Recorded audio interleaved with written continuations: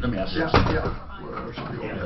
We'll talk really loud. That'll work. That's a little bit there. That'll work. We're up. Tom, do you have a set? I have them. Eric, did you kill him? Yeah, that's crazy, man. So you can pawn your shit, buy liquor, and dope at the same time. Welcome to Black Hawk. And then go lose your money. And then go lose your pawn money. A friend of mine took me up Saturday on a four-wheel trail. It goes from above Central City to the cemetery. Ends up in St. Mary's Glacier. Boy, that's a long ride there. It is, and it's over some of the roughest I'll go down rocks, and get 'em. steepest. Were you in one of those 4x4s, or what were you in? Yeah, well, actually, what we were in was a Suzuki Yeah, those. That's what I meant. Sidekick. Yeah. Not the off-road one. It's a Suzuki Sidekick. It was like my little Chevy tractor. Oh, yeah. I remember they made those years ago. Yeah, but it's lifted with big tires. It doesn't go anywhere. So they're for hiking and mountain biking. They're really getting a lot of trails ready to go. But that mule trails and stuff. They're trying to really get that. That trail has every rock. They're opening a luxury RV park in Granby. It's open. It's huge. Granby. In between Winter Park. Is it called Outdoor Resorts? That's the biggest chain of luxury. No, it's another one. It's like Sunset or something. It's huge. You're in Phoenix. But luxury sites. Is it owned by? I think it's owned by Outdoor Resorts. They're the only ones I know of. And they're selling the sites. They don't sell the sites, but they sell chalets around the RV park. They're not selling the RV lots, like Tiger Run. Tiger Run sells the lot. All of them are individually Tiger Run. So when you rent, you're renting from an owner? Well, you generally are renting from Tiger Run, and they split it with the owner. Yeah, they're managing. Yeah, they're managing the whole deal. Done that before. Same shirts again. That's fucking weird. That is weird. I always wonder why he's asking me in the morning. I did that with the agencies. Hey, what color are you wearing? Gray, why? Send me a Skype. Skype you every morning. What I should do is call Stephanie every morning just to fuck with him. What color shirts are you wearing? But they're going to have, a full-blown everything, man. They got bars, restaurants. You know how Stephanie got on you about that lady D? Yes. What is she? Tell me about her. She talked to me for an hour and 15 minutes, told me her whole life story, everything that's wrong. She's a nice lady? No, she's just... She never came to a point ever about what she wanted us to do. Tell us what life to do. She just wanted to rant. What does she want us to do? There must be something. She just wanted to rant for an hour and 15 minutes. Come on. She said something about You didn't give her enough time. Water coming into her unit. But she'd already sued him. And did she win or lose? She lost. What was she suing for? The damages. Spite. I don't know. But she tried suing the spite. HOA, and apparently she wasn't allowed to. I don't know. That is what you sue for. I don't know. I heard about her sister and how her Mr. Major, the damages you're looking for are her whole life story. You know, sometimes we have old ladies who are lonely and they just want a shoulder to cry on. They wouldn't let me. You can't return. Our return policy limits spite. People are calling off our ads and stuff. Sometimes they're just on the call. Did you guys see all those people that died on that boat? That was crazy. It was one of those liverboards. One of the calls was like, "Hey, we are stuck down here and we can't get out." And the people on top, the crew members, all jumped off. Who was this at? Yeah, what happened to going down with the ship? Santa Cruz. Yeah, I'll go down. Shit, man. Down with the ship. Not when it's burning. Do you think on that, what was the big one, Titanic? Do you think those people, like in the movie, were literally playing the violins as this fucking thing was going down? That was story was told by dozens. Yeah, I think that's true. God, that's amazing. Well, they tried to call me. Yeah, and I mean, they couldn't the do it. radio operator, not me, brother. The radio operator stayed in there, but they sending out signals until he drowned. I mean, they. And the captain went down. Yeah. Captain went down. Yeah, they really. God, that's back when people fucking had honor. They did what they said they were supposed to do. That sounded new. Go. Hey, Tom Martino here. Welcome to the new show, extended till 2 o'clock today, so stick around. You certainly can get through. All you have to do is call at any time. If you're listening to our podcast, we're live on YouTube, live on YouTube and Facebook and the iHeartRadio app, and also podcasts all over the place, including iTunes. Just call us if you don't know when, where, and how. You just do 303-MARTINO, 303-627-8466. That's really easy to remember, 303-MARTINO. And then you can get help. Leave your information. We'll get back to you. We always do. 303-713-8255 is the local number you can call right now. And when we're on the air. But all you have to do is call for help, for any kind of help. Problems, questions, complaints. We talk about it all. And not only talk about it, but we get directly involved. 303-713-8255. We have guests each and every day. Today we have financial guests, John Goodhue, Brian Gray with APO Financial on our referral list at referralist.com if you have any questions about investing. And I do. I also, we will touch on the nuisance abatement law and our battle coming up there later on in the show. Our battle against the city of Denver for their unfair, unjust, and basically wrong law for targeting minorities and low-income people with their law, the nuisance abatement law. 303-713-8255. I want to ask John and Brian quickly and urge people to get their calls in, and I promise you I'll get through the calls quickly. How do you believe tariffs impact long-term investing? Either one of you is fine.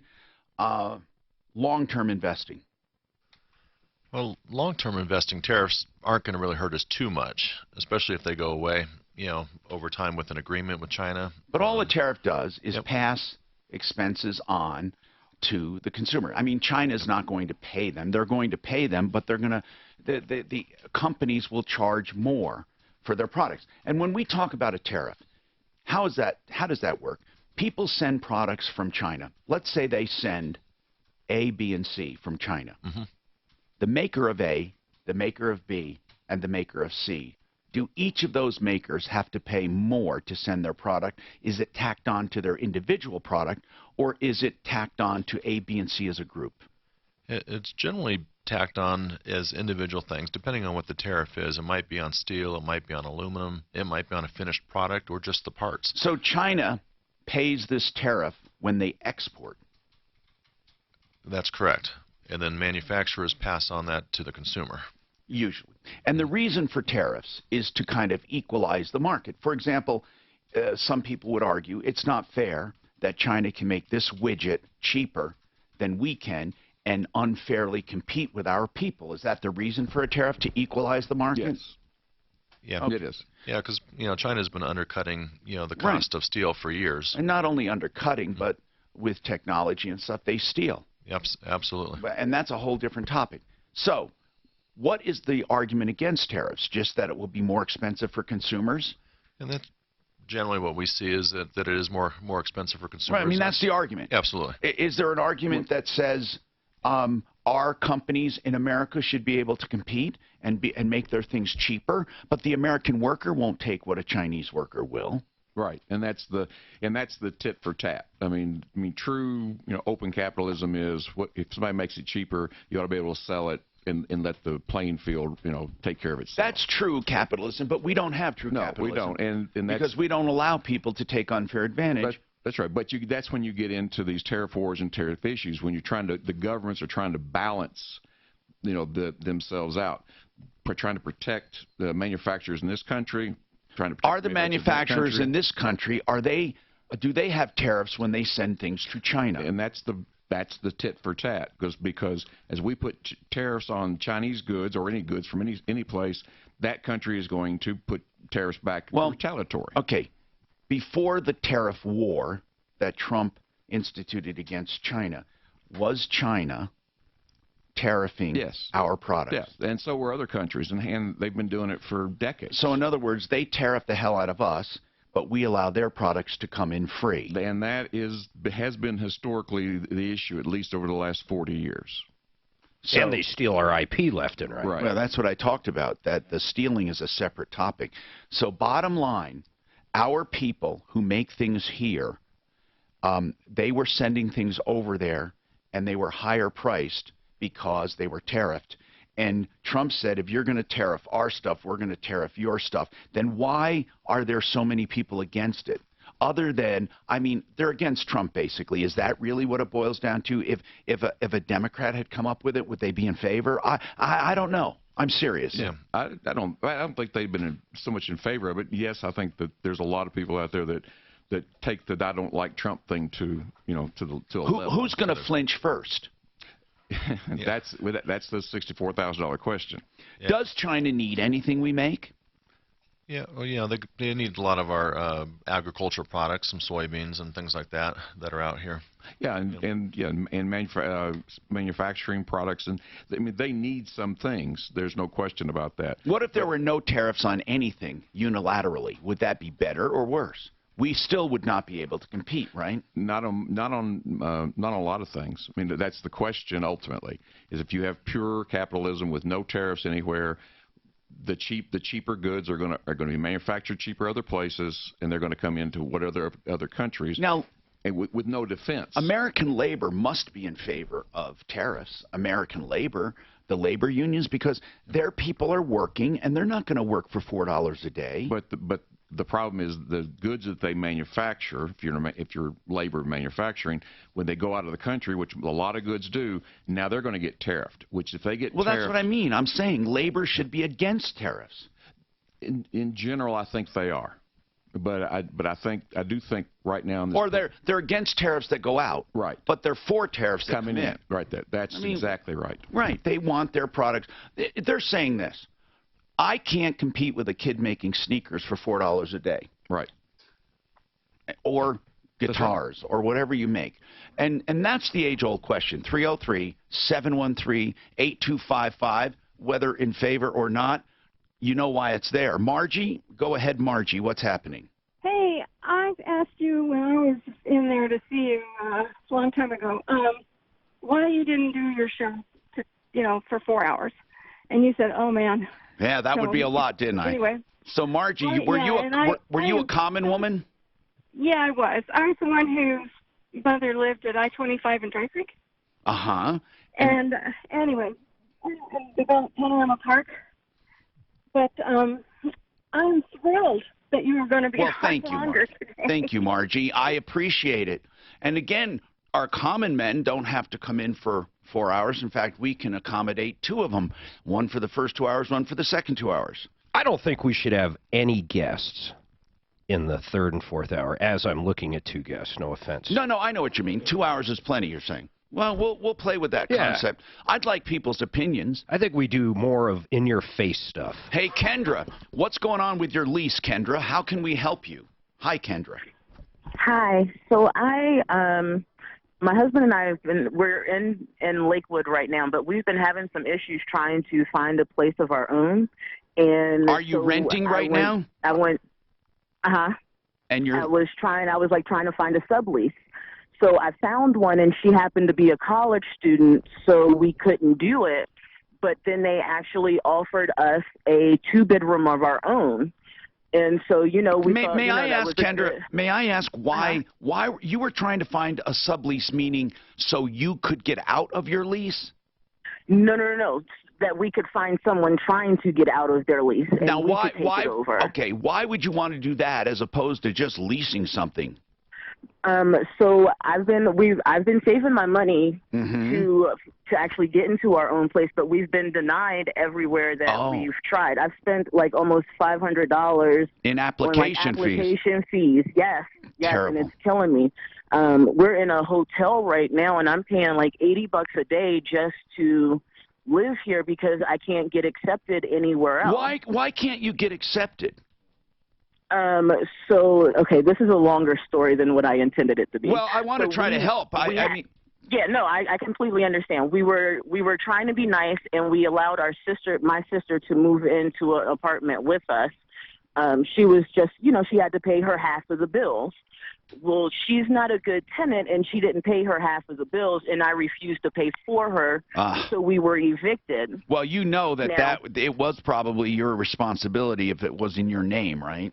It was in both of our names. Right, but we put her name on the lease. I know, but what I meant was, if you're both on the lease, leases never read 50%. They always read each party is responsible for all. Always. Okay. I mean, I don't know of any. Maybe in some college dorm, not dorms, but college apartments, landlords may allow it. But most of the time, and we've had this happen before, where people say, Okay. hey, I was in there with 3 people, and I'm not responsible for their damages, but you are. I'm not responsible for their lack of paying rent, but you are. So that's the problem. Okay, so now you have a black mark when people go to look at your background. Right. Okay. And I've already set up with the I'm on a payment plan to get that paid down because it's a astronomical amount of money that's So owed now. how can we help you? What's the issue today? So we actually signed a lease to this apartment place, and they told me that they were going to prorate it for September for us, and that we wouldn't have to pay the full amount. But after we signed the contract, now they're saying they want the full amount on the 15th just for 2 weeks, and then the beginning of October we pay it's almost $2,000 a month for the rent. And initially it was only supposed to be, $899 are they violating? for one room. Are they violating any written agreement? I don't know. I'm just trying to find some help because I don't know what I'm supposed to do. I don't have $2,000. Okay, Kendra, I guess what I'm asking is, do you have a written agreement? I've already signed a lease. And what does the lease say? That's what counts. What does that say? The lease says for the amount that we had agreed to, Which is $800? $899 per bedroom. Right, and we have 2 bedrooms. So you were going to pay like $1,800, basically. And they were going to prorate it since we weren't moving in the first week of September. I get it. Mm-hmm. So, but once I signed the contract, they say, oh, well, we can't prorate it, and okay, but you're going to have to pay the whole amount. But what does the lease say about prorating? It doesn't have. I haven't seen anything in the lease about prorating. So you signed the lease and you just trusted them to prorate it. Yeah. Okay. Unfortunately. And so now I'm in this lease, and now I don't know what other options I have because they've changed it on me. Well, they didn't. They didn't change the written lease, or we could help you. They didn't change the written lease. They changed the promise. What they're saying is no matter what we promised, we need whatever the lease says. And the lease says they need $899 per bedroom, 2 bedrooms, from the beginning of September, right? Yeah, September 15th, yes. Can you switch to just get a single bedroom? Well, and that was the other thing. They said that we couldn't have a single bedroom because we're 2 people. And that I didn't understand because we're married.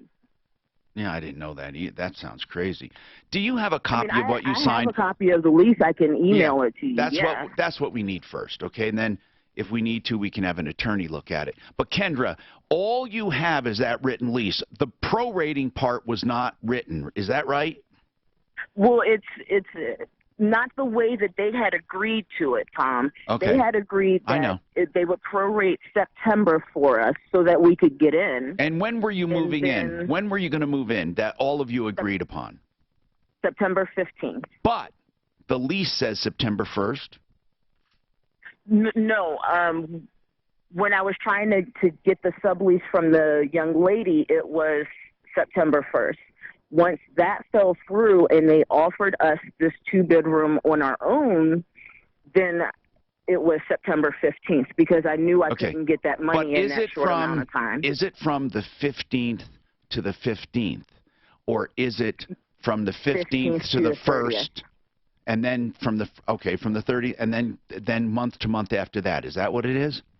Yes, sir. All right, send it to us. We have to take a look at it. I don't understand this per bedroom thing. I mean, generally you rent a 1-bedroom or a 2-bedroom. What is this per bedroom? Is this some kind of odd setup? What is it? I imagine that some landlords have gotten creative around colleges possibly, or I don't know. Who knows? It might be just they can do whatever they want, like a bed and breakfast kind of, right?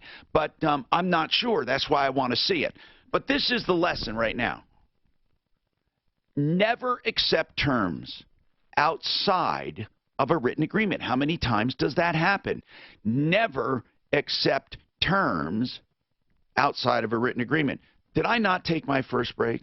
And you're not driving me crazy. You should have been jumping on me. I'm way over time. Come on, man. See, well, he's filling in for Ugly Ed, and you're too nice. You're really, now I'm in trouble because of you. You thought you did me a favor. You should have been hollering at me to take a break. You can call it the market slowing down. In Fort Collins, you can't have more than 3 unrelated people in a house. What do you mean? You couldn't have like 4. City ordinance. So you're telling me you can never have guests, you can never have neighbors over, Living in, you can never have relatives come in from out of Fort state. Collins is definitely college. Even if it's a 4-bedroom, you can't have 4 different. My dad has always had. Is that just around the college though? Yeah. In Fort Collins, they do it for the college. American Restoration is a company I know and trust. You can too. American Restoration 24/7. They handle the most extraordinary of times. Fires, floods, storm, mold, chemical contamination, asbestos, meth, lead. If you have a property trauma, you need a company you can trust, because this is a time many people get ripped off. You can turn to a company I know and I trust. AmRest247.com, AmRest247.com. That's AmRest247.com. Damn, I forgot my phone. My dad has had. You want me to run down? I think it's out in my car. What do we need? Oh. I'm gonna shoot, I'll go on the break. My dad has a run schedule based on how many people live there. Oh, okay. Why is that? Because one person flushes the toilet half as often as 2. And Oh, okay. Actually, that's how most all-inclusives are. They don't care about the room, they're paying per person yeah, there. he just does per person. If there's a dog, he treats it like a person. And Like a person. Oh, that's That's hardcore. how you do How it many best. times does a dog flush the toilet No, in I your know, but example? dogs are going to yeah, but they're hard on the carpet, apartment, so floors. he treats it so Really? per living thing. So you're saying I'm saying absolutely. a dog that has no paws. You know why? Because somebody shot his paw. My fucking dog is so old, man. His dad? Yeah. My dog is so old. How old is your dog? Are you just waiting for that? I thought it was a joke. Yeah, we brought them both camping this time, and Oh, really? oh my God, they're just so old. She doesn't see anybody. So in other words, like if you came over, you could walk right through our. You could walk wherever she was. The beagle? No, the Dobie. But the second she realizes you're there, it freaks her out. Yeah, it's just smelly or hear you. Yeah, but I mean, like, Oh, she's deaf? she's deaf or blind, and she's a deaf, dumb, and blind. Tommy. Look on Facebook and look at that. I can't listen to it, but the guy sent with their son. He's bad mouthing the police officer. I can't listen. Well, you can't listen to all of that. Yeah, we never got back to us. We don't. It sucks though, man. So, My sister's dog Elsie was blind. I just, Her dog got along just fine. Most people didn't even know she was blind. clear, you know. Yeah, it's hard. It's like she's not totally blind. I think her eyes are a little cloudy, Yeah. so she's probably got cataracts. Yeah. Who's that? Bella, but the hearing is the one that's just mind-blowing to me. But she gets so startled when she all of a sudden notices a stranger. Yeah, I think Elsie could hear okay, because very few people knew she was blind. She just she sniffed her way and heard her way through life. Let me tell you, man, people in Vail love their dogs. Holy shit. Oh, you should. They're everywhere. We went to this Broken Compass brewery. Everybody had their dogs with them. I mean, there had to be 30 people with dogs there. I got a spot in about 10. Little ones, big ones. Middle sized. Okay, guys, 5 seconds.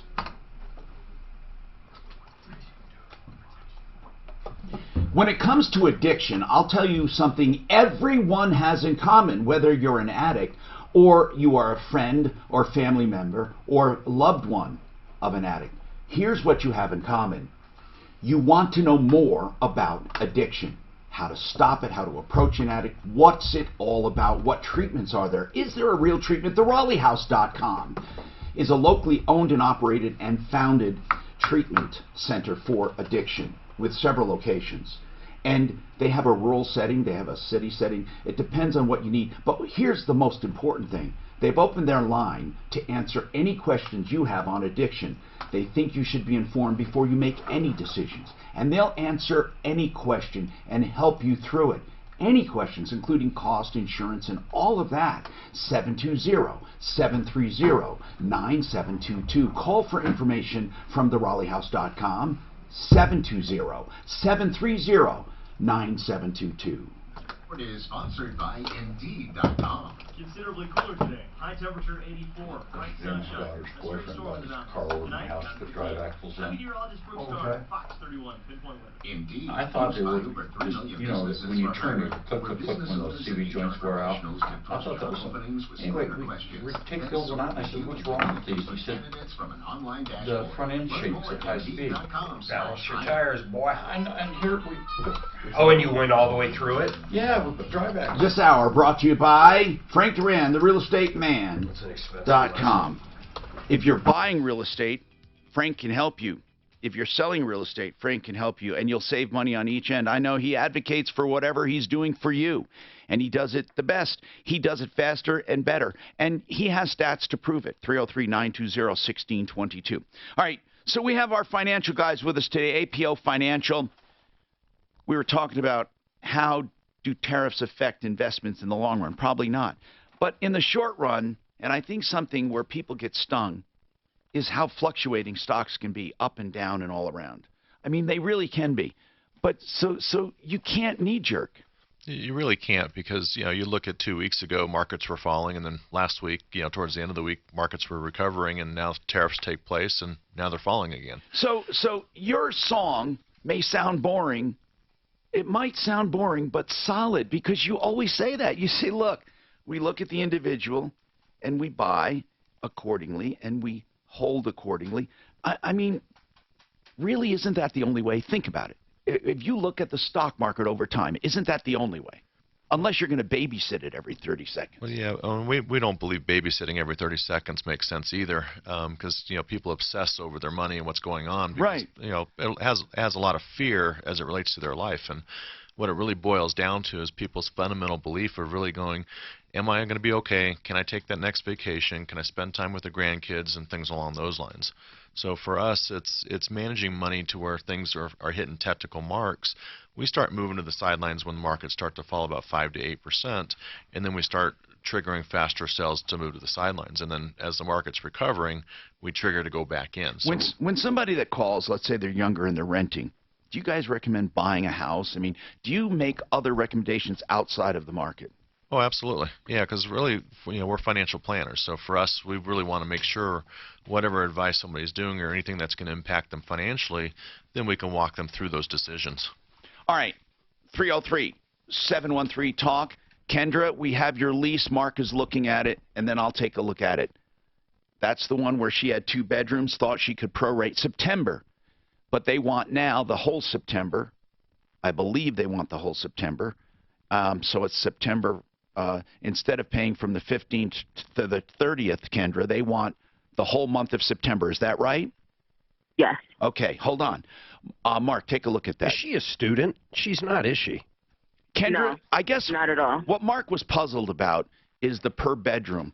Is this unusual when you're out renting to find somebody that rents by the bedroom? This is my first time seeing that. Now, I've never do you get kitchen rented from privileges? anybody. Do you get kitchen privileges? How does So the way that it sounds like it's a full apartment that they just broke up into 2 bedrooms, and then it's like a common area. You share the kitchen and the bathroom. Weird. I think Weird. It sounds like student housing more than anything. Yeah. Well, whatever it is, they probably figured they could maximize their investment that way. Nellie, what's going on with you? Nellie, what's happening? Hi, Tom. How can we help Can you hear me? This is Millie. Oh, no. That's okay, Tom. I can call her. Okay. She's in New York, right? And the co-op in New York. Now, Dan, did you look into the co-op at all? She sent you paperwork? It says Dan has paper. Can I get the paperwork from you? All right.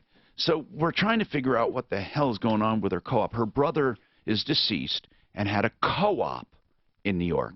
And she said the co-op is only worth $11,000, yet It's the rights to a one-bedroom flat. I don't understand. Well, it was worse than that. If you recall, what she said was someone called up and said, hey, we want to pick it up or do something, and then they tore everything out. They tore the stove out, the oven out, the wires out, everything. But it all comes down to this. What do they own?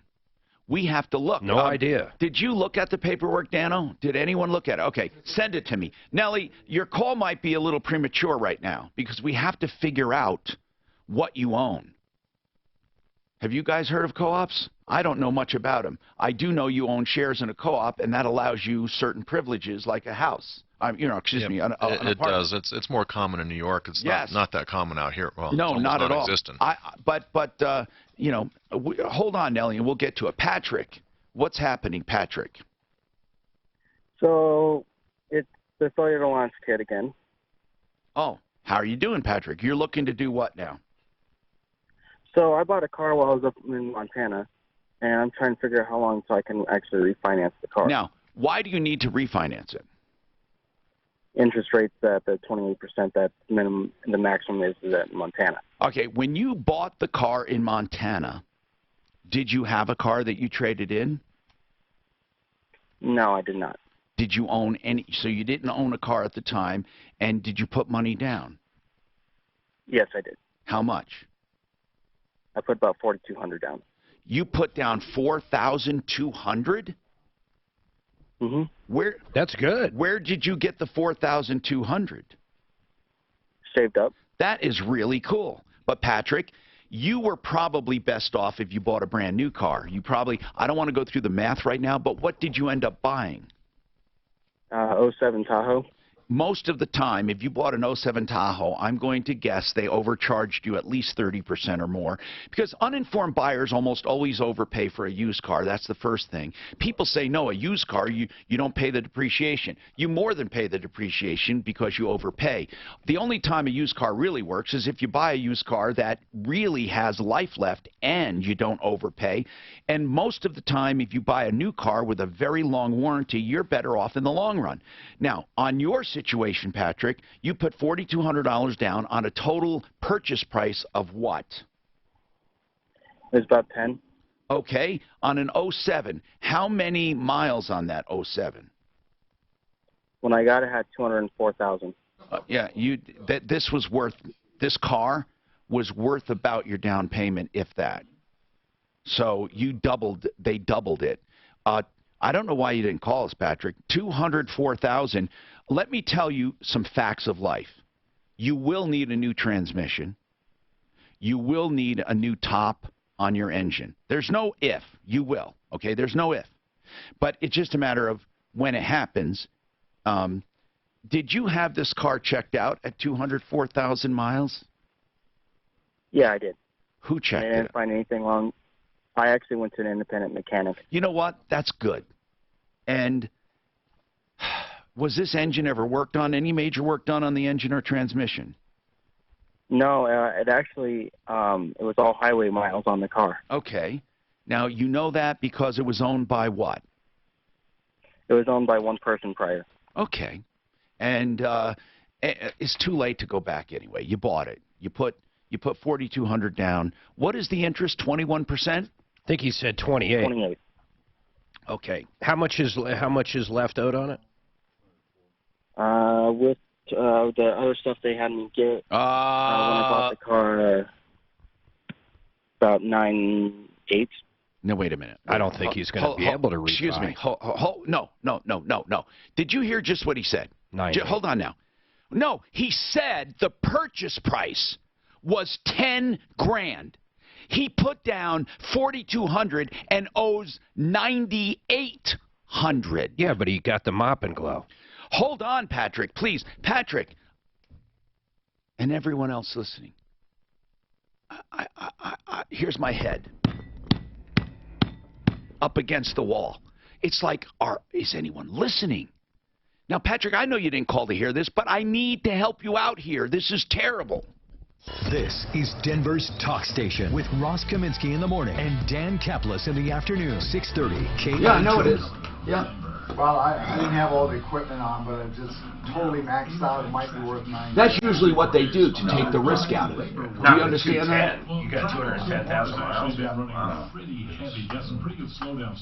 We ought to call that dealer and you ought to say, you know what, you already fucked him and got your value. Why don't you let the guy go? Or just we're going to park it. The guy is such a fucking idiot. Well, it looks like it's working though. He owes, listen, he should owe 58. He owes 98. So there's $4,000 here. Somewhere. There's $3,000 in extras. This isn't his first car. This is like his 5th car. He's such a crazy. This kid is so fucking stupid. How do you, Mark? You said it. I love the expression, even though I have better expressions. This one is so good of it. You can't. What did you say? Fight. You can't fight stupid, or you can't help stupid. I don't know. You can't fix. What did you say, Mark? Can't fix it. Stupid. God. Here's the other thing. He's probably getting 15 miles a gallon. Yeah. But he's got windshield protection. Let's look at the bright side. Do I have some channel coming up? 2008, a year newer.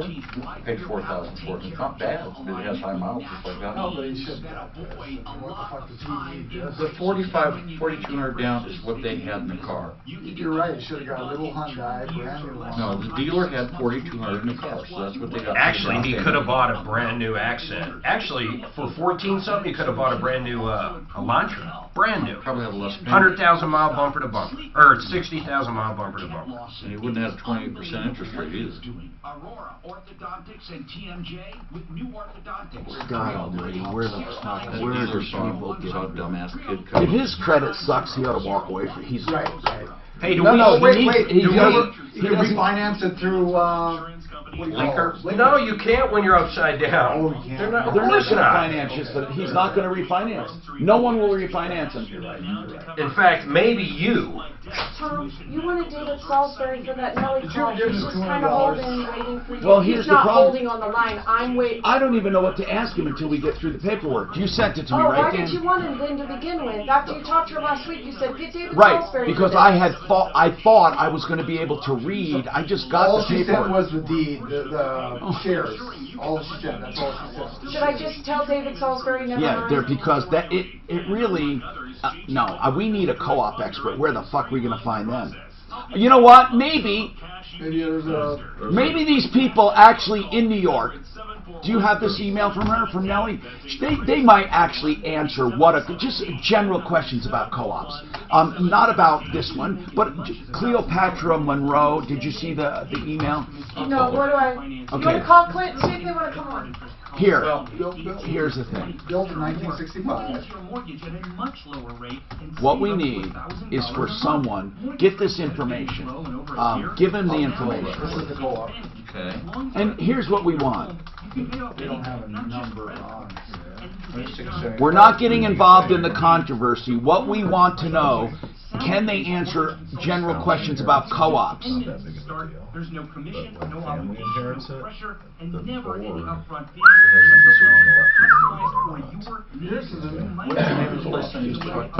I don't even know how to what the number is. But look at they got a little button here that says help me sell real 10. That's 303-695-7000 or online at Okay. financing.net. Stem cell therapy is for pain. Stem cell therapy, painful joints, arthritis, and the like, but it doesn't work on everything. Here's what it comes down to. You need someone honest, someone who will tell you the truth about stem cell therapy. You don't need a chiropractor at all. And a nurse practitioner unless they are working with a doctor. Here's the deal. Centeno Schultz is a true living stem cell therapy clinic, and they have other modalities. If you're looking for the best, go to the ones who originated this therapy in a clinical setting, Dr. Chris Centeno. And then he started, of course, his string of clinics called Regenex, and Centeno Schultz is the flagship. Please go to the experts and avoid surgerytoday.com. Avoid avoidsurgerytoday.com. Find out about their seminars and about why they're the ones you should use. Avoidsurgerytoday.com. Then she says in her thing, she gives the number of it. She says, David, the friend of Henry, that was her brother, who offered to clean his apartment only, then gutted his apartment. Yeah. So I thought the apartment or his friend gutted that. It doesn't matter. It's gutted. It's None of done. that. Is there any value though? Right. Well, what were they going to offer her, 12 grand or something? She said it's worth 11. How did they establish this? 11. I don't even know how you establish. Can we get a realtor? Do realtors do co-ops? Well, someone does. Can we get a New York realtor? It looks bad though. The pictures, man. Sure, But we need information. It's worse than what the gutted. fuck is a co-op? Oh, you know what? I'll just Google it. Co-op. We could call his friend. Oh, it's our commercial.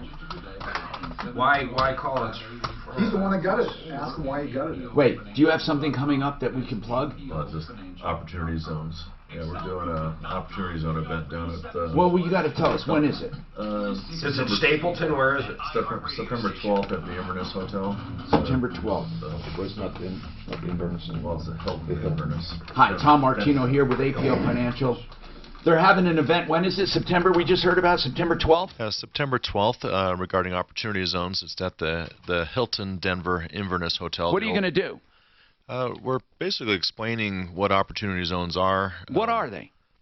They're actually part of the 2017 Tax Cuts and Job Act, where it's allowing people to take capital gains and invest in capital gains into opportunity zone funds into areas that are lower socioeconomic development. So what does that mean? How is that different than any commercial investor reinvesting capital gains? We're talking about the seminar they're going to have on 9/12, the 12th. So how does an opportunity zone give us a different opportunity? It's the biggest tax break in U.S. history. Hold on a sec. The biggest tax break in U.S. history. By far. What does it say we can do? Well, I have $100,000 in capital gains. Great. I would normally have to pay 25% tax on that, right? This 15 year. to 20. Okay, now. Yep. Or I'd have to reinvest in something more expensive than my previous property. Is that right or wrong? That's wrong. If you have just capital gains, now that's what you're talking about is just real estate. Or Right. 1031 If you have exchange capital there. gains, Oh, stock, any capital gain. any capital gain. What do they allow you to do with it? They allow you to invest it into what's called a qualified opportunity fund, and that fund then invests in things, real estate. Wait a minute. So if I have $100,000 in capital gains, you're right. It's not all real estate. There are all kinds of capital gains. Right. Mark and I had some capital gains in our investment account. I had to pay tax on it. Right. Yep. All right. You're saying I could have done what? You could have taken those capital gains, invested them into a qualified opportunity fund. That fund is going to make investments in real estate and business. I don't pay tax on the money I reinvest? Not right now. Not initially. There are three big tax breaks. Okay. The first one is you get tax deferral for 7.5 years. You don't have to pay the tax until you file your 2027 tax return. Deferral for 7 years. So if you're still in the fund, you still have to pay? No. Well, you have in 7.5 7 years. years. in yeah. 7 years, yes. Yeah, okay. That's right, on that. All right. So with 2027. What's the next one? The next one is if you hold the investment for 5 years, Yeah. you get a 10% reduction in the tax. So hold on. So in 7 years, I pay 10% less, basically. Well, in 7 years, if you hold it for 7 years, you get another 5% reduction for a total of a 15% reduction. Holy crap. So 5 years hold, you get a 10%, and longer. 7 years, you get 15%. And now there's the other big one is if you hold that investment for 10 years, from day one of your investment, all the appreciation in that investment is tax-free forever. Holy crap. Yeah, It's the biggest tax huge. break in U.S. history. Now, are these investment funds in the form of REITs? No. Well, there's Which by the way, is a real estate investment trust. There are, but that's not the best way to invest in it. But remember, we categorize it. There are two things happening right now in opportunity zones. The low-hanging fruit is real estate. But then you have businesses too. So you have investments you can make in businesses, and so like what kind of an investment would you make? You mean by starting a business? You could start a business that way. You could invest through an opportunity fund that is investing in businesses. Right now, these funds, are they approved, or can I just say I'm an opportunity fund? It's very laissez-faire. Government's hands off. If you want to do it yourself, I don't know if I'd suggest that, but yeah, you can. You can. As long as I invest in those zones. As long as you invest in opportunity. What if I take? What if I loan somebody in that zone money? Well, it has to be an investment. Well, there has to be a capital gain in order to get the tax breaks. It has to be the capital gains in order to get tax breaks, and so you need to invest the money. Okay. Okay. So that's. But if anyone has any questions on this, this is incredible, and you're having a little meeting on this September 12th to explain it to people? Yeah, we just had one last week in the Flatirons Broomfield. The Renaissance. Do you have an opportunity fund that you manage? We don't have one we manage. We've looked at pretty much all of them out there in the real estate area. Yes. So far we've found one that we like. And so we're utilizing that one for our clients. We're looking for more. Do they have average returns? I mean, when you factor in tax benefits, it's an incredible return. No, it's probably at least 40 to 50% more with the tax benefits. Mark, have you looked into opportunity zones? I have not. This is a great opportunity. There's another cool. Really? There's another cool one though, and with real estate. Oh, what? Is you know how with real estate you get the depreciation pass through over time, so you get to set that off against your income. If it's an opportunity zone investment, when you sell it ultimately, there is no recapture tax. Oh my goodness! If those listening who invest, you probably know about the opportunity zone funds, and never mind. I have a million questions. We have to move on now, Kendra. We haven't forgotten about you and your lease. We're figuring that out. Nellie, I got your paperwork, and we're going to try to find someone on to talk about the actual co-op and what it means. Patrick, on your automobile, you have a refi question. We'll get right back to you. Lillian, what happens if you are injured in a self-checkout line? We will check with our personal injury expert and more. Now, Impact Traffic. This report is sponsored by Indeed. I'm trying to catch up. Now, I don't mind if you get mad at me and say, take a break, take a break, take a break. Checking out a big can of beans. I dropped it, hit my foot. I want to sue Walmart. So is there a number to call for that? God, that's great. Our main office line. Now, a 10-year investment is the ultimate. Yeah, you want to hold it for 10. You want to hold it for 10. You've got it. Yeah. You mean you can do it less, but you want to hold it for 10 plus. It'll be 98. And but yeah, that's but it does pass to family. It passes to family, tax free. You can inherit it. You set it up. Could you put it in a trust? Certain ways, yeah. There's some limitations to that. Used by over 3 million businesses for where's this? Where business owners and HR professionals can. I got one. I don't understand why this lady got into this. From an online dashboard. Should be on APO. Okay, got it. Sheridan Autotech in Lakewood. That's on Colfax, just west of Wadsworth. In Aurora, on Havana, just south of 6th. Listen, Sheridan Autotech is a known, trusted repair shop for 20 years, more than 20 years. And Kevin Calkin is the owner. We all know him personally. We recommend people to him because of his honesty, value, his experience and knowledge and convenience. Really, people just love him. And they love the shop and the quality, and they love that they have regular customers, like thousands of customers that are just happy and keep coming. 303-455-7242, Sheridan Autotech.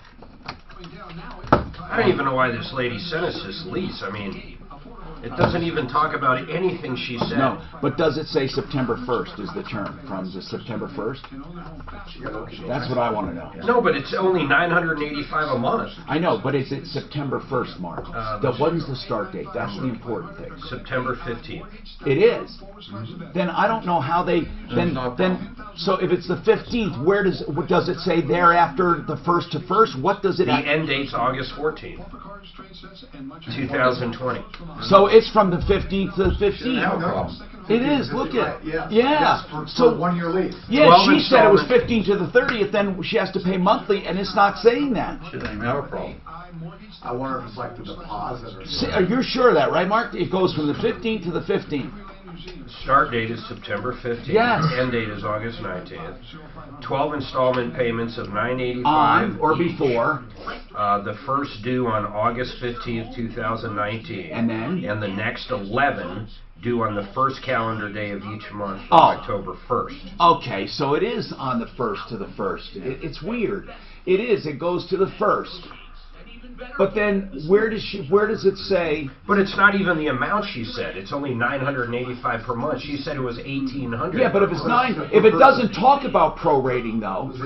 That's 2 weeks at $985. Yeah, That is yeah. prorated. It has to be prorated. If they say month to month, so the first payment's due on the 15th. Do they say how much? 12 installment payments of $985. So she's not being overcharged. The first due on August 15th. But that doesn't make sense. The next 11 due on the first calendar day of each month. Yeah, but that doesn't make sense, because if the first one is due on the 15th... No, because she'll get that other half at the very last month. Ah. Okay, Mark. Well, no, because she'll have to make a $900 payment then. Yeah. No, it doesn't. That doesn't make sense. No, because it's going till September or October 14th. That's right, but she'll have to pay October 1st. Another $900 payments. She only has 11 more payments after that. Yeah. Oh. So 12. No matter what, she makes 12 payments at $985. So they're not getting an extra month or anything. Yeah. No. Okay, so come They're just October, paying in advance. on October 1st, she won't have to pay it, right? That's right. Okay. Because she'd already made her another 11 payments. Okay, because if we count the numbers. But once again, though, the part that's blowing me away is it's only $985 Yeah, a but month. that's for 2 bedrooms. It's not for the apartment. Yeah. It's for 2 bedrooms. And you said, remember, this is the one. Yeah, no, I understand, but it's saying her agreement's only $985. I thought she said her agreement was $1,800 a month. No, she said it was. So it wasn't $985 a person? Wait, Mark. Per person. Wait, Mark, you're right. She said $899 per bedroom. Yeah, none of that makes any sense. There's nothing like that in here. This is $985 per month. And it doesn't say for 1 bedroom only, right there. It says TBA. What? Initial assigned apartment/bedroom number. But then it does. Where's the second bedroom? It just doesn't know what bedroom yet. And it doesn't say It says 2 bedroom. unit type, 2 bedroom, 2 bath. Oh, it does say 2 bedroom. But it's only $985 a month. It's not $1,800 a month. So that landlord could have screwed themselves. Because she's saying it was $900 per bedroom, but that doesn't say that. No, it does not. It says unit type, 2 bedroom, 2 bath. Right, and $985 a month. it doesn't say per bedroom. No, $985. not at all. The only thing that's to be announced is what bedroom is it going to be. Wait. So they're only going to get 1 bedroom. Yeah, which bedroom? That doesn't make. See that? So it says which bedroom? It says, look, I mean, it's very straightforward, actually. Look, 2 bedroom. She's not getting 2 bedrooms. She's getting 1 bedroom. But that's not what the lease says. No, it doesn't. No matter how you look at it. Initial assigned apartment / bedroom number. You're right. She can hold them to a lot of shit here. I think she's not telling us something, though. I mean, there's something missing here. That never happens. Mark, this isn't signed, though. The one she said, this is not signed. So this, you know what, though? I don't know what she's talking about. You did a good job looking at it, though. Let me see that. Hold it. Well, I need your help here. Okay, one thing at a time. We have, this is like as the troubleshooter turns, because we have so many different things going on here. I still want to talk about these opportunity zones, but then we have Kendra with her lease. Kendra, we looked at this lease. Hold on a sec. I just need to put something on hold here because it's going to confuse me. There you go. Okay, so Kendra, we looked at your lease. The way the landlord wrote it kind of screws them. I mean, first of all, to let you know, it's not asking you to pay anything more than you originally agreed to. And now listen carefully. It says the first payment's due on the 15th. Then after that, the first of every month, but only for a total of 12 payments. So that means come October of next year, that half a month extra you're paying is made up for. So if you stay the year, you're not paying any extra per month at all. The only thing that's hard for you is you're paying $900 and something now, or whatever the payment is, and then another one comes right up or at the 1st. You're paying one at the 15th and one at the 1st. But at the end of the lease, you don't have one to pay after you pay September. We read this very carefully, but here's the problem. In this, the way the landlord wrote this up is very ambiguous. It says 2-bedroom, 2-bath. It doesn't say 1-bedroom, and it says the total is $900. So, for the 2-bedroom? Well, that's the way we're reading it, and we're just looking at this objectively. Now, it does say the number or apartment to be assigned, to be announced. It says number, apartment / bedroom, and it says to be announced, TBA. That doesn't, if they say, well, see here, it says a bedroom. No, it says 2-bedroom, 2-bath. It says the price is $900 and something. Now, are you mainly calling, Kendra, because you have to pay on the 15th and then again at the 1st? Is that the thing that's really bugging you? Because you're not paying any extra after that. I don't see a problem with what they're asking you to do. And frankly, they're not going back on their word. Okay, so maybe I was just misunderstanding, and because I was assuming that they wanted like the 1,800 on the 15th and then 1,800. That's not what this says. Now, let's take it two ways. They told you, according to you, you needed to take 2 bedrooms. Now, on this it says 2-bedroom, 2-bath, $900 something a month, period. Now, if they say to you that was only for 1 bedroom, you can say, okay, fine, because that's all you wanted. But it's not signed. Now, no one engaged in it yet. If they say, oh, you have to take 2 bedrooms, you say, show me on this lease, you know, yes, it says 2 bedrooms, but it only says $985. These landlords did a very bad job drawing up this lease. Kendra, you really need to tell them, look, according to this, I have 2 bedrooms, and payment starts on the 15th. And if they say, no, you only have 1 bedroom, then what do you care? You only wanted 1 anyway, but they can't make you take 2. It's either 1 or 2, whatever they want. If they say it's 2, it looks like you're getting them for $900 something. If they say it's only 1, fine. They can't make you take 2. They're screwed, in my opinion. But, Mark, it's not signed, you said. Kendra, did anyone sign this? Did you just send us No, it was electronically, so it's not like. All right, hold on. I think you're sitting fine. We got more coming up. We're still not hearing what the hell her issue is. Well, like I say, it's for 11 months. Have her hand person. That is correct. It's a little over 1,000. It comes out to be a little over 1,000. Yeah, but she was saying it was $1,800 a month. I agree. And they wouldn't let her stay in a 1-bedroom. Mark, can you call the landlord? Because there's 2 of them. Because you know what you're talking about. The landlord don't think understands what they're talking about. Actually, I can't call the landlord because I don't have my phone. Oh, here. More effective than just drugs alone.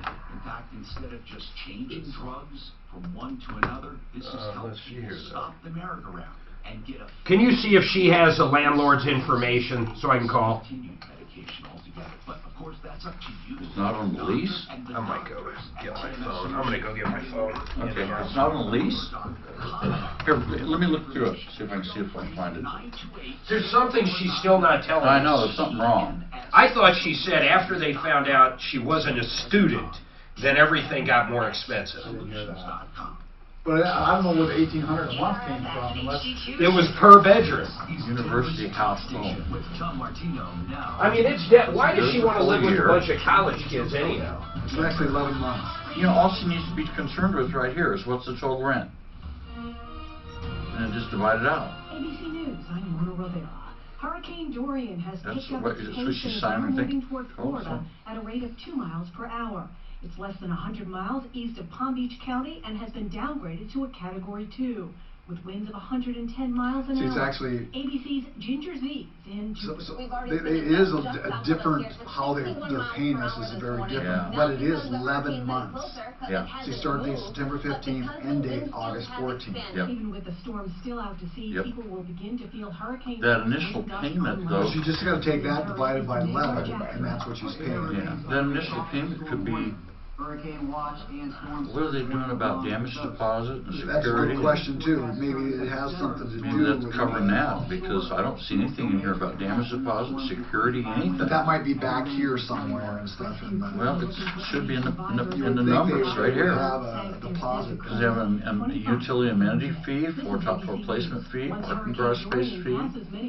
You'd think it'd be might right. not have a parking garage, kind of. Yeah, exactly. And it's a University Housing Authority in the college. See that? University House Denver. Or Denver. University House Denver. Your garage. If you can get on the roof safely, take pictures of the roof. Dana Sheila with your daily success tip says, do it again after you file. Also, says resident will occupy only the assigned bedroom space and no other bedroom within the apartment. To store the images in a safe place, like in the cloud, not just on your computer. Delia Alden, See if the a new change landlord may be has coming any to Facebook. The company information. Landlord doesn't have a freaking address of where they're at, let alone phone number. Except when the assigned, this is a one-bedroom apartment, this is for one-bedroom space, and use of the adjoining bathroom located within a multiple-bedroom apartment. So it is one bedroom. Yeah. There's nothing like meeting face to face, and there's nothing like Zoom to make that happen. It is. It's just like a business across town. It's just like a Zoom ties together all of your communication. University housing. Yeah, it is university housing, exactly what it is. It says right on here, University House It Denver. does not say that limited anything about there's only one person. Yeah, what does it say it or not? No, it says in there that This is student housing. Yeah, but they wrote it up in a fucked up way. I know, they did. It's still student housing. Only the named resident may occupy the Yeah, maybe. assigned Yeah, that wouldn't hurt. space. But so are you ready? One person. Am I what? Are you ready for this Apple Tom show? There you go. I'm ready. That's right. I don't know, I think it should be the Tom and Daphne show, this is just student because, housing. you know, you're the personality. One person. And you Yeah, can that's call the way me your student housing works. sidekick. It won't offend me. So it is I for can one say that because person. Mark's not in here. It is? Yeah. It does say that? It says resident is assigned to the bedroom space in apartment identified above. Okay, so it said 2-bedroom, 2-bath. It says it right there. I know, but it says only the named resident may occupy the assigned space, and they assign them a bedroom. National, local, and nonprofit organizations. So it is, if they want both bedrooms, it's gonna be. This is college. This is, right, this is. With that servant's Wasn't she heart married? and determination Yeah, that I this will is represent student, you this with is, honesty. it says right on your university house, it's student placement. But it does, Slash and burn politics. Crews getting a better handle on That the boat Shawnee fire Creek took fire more lives than the burning fucking Clark hurricane. The flame Really? was 60% contained as of yesterday. Well, there's gonna be Jesus, another I just, acres of national forest. my heart just breaks for these families imagining their loved ones suffering. Oh my God, it's Burning, just yeah. too Yeah. much. It's too much. If you had a young person there, went, Dad, I'm going scuba diving. You know, sometimes you just don't realize the pain. You know, I was in that burn I don't unit. even know how people go through it. I don't know. You know, I was in that burn unit, there was a guy had his arms and legs burned off in a helicopter crash. Do you know of a recent helicopter crash? So they should have gotten 2 of these for 2 people. I-25 northbound still recovering just before Hamden from a crash earlier. You know the thing about helicopters. Did you have good Yeah, this was right after Christmas. I was in the burn unit.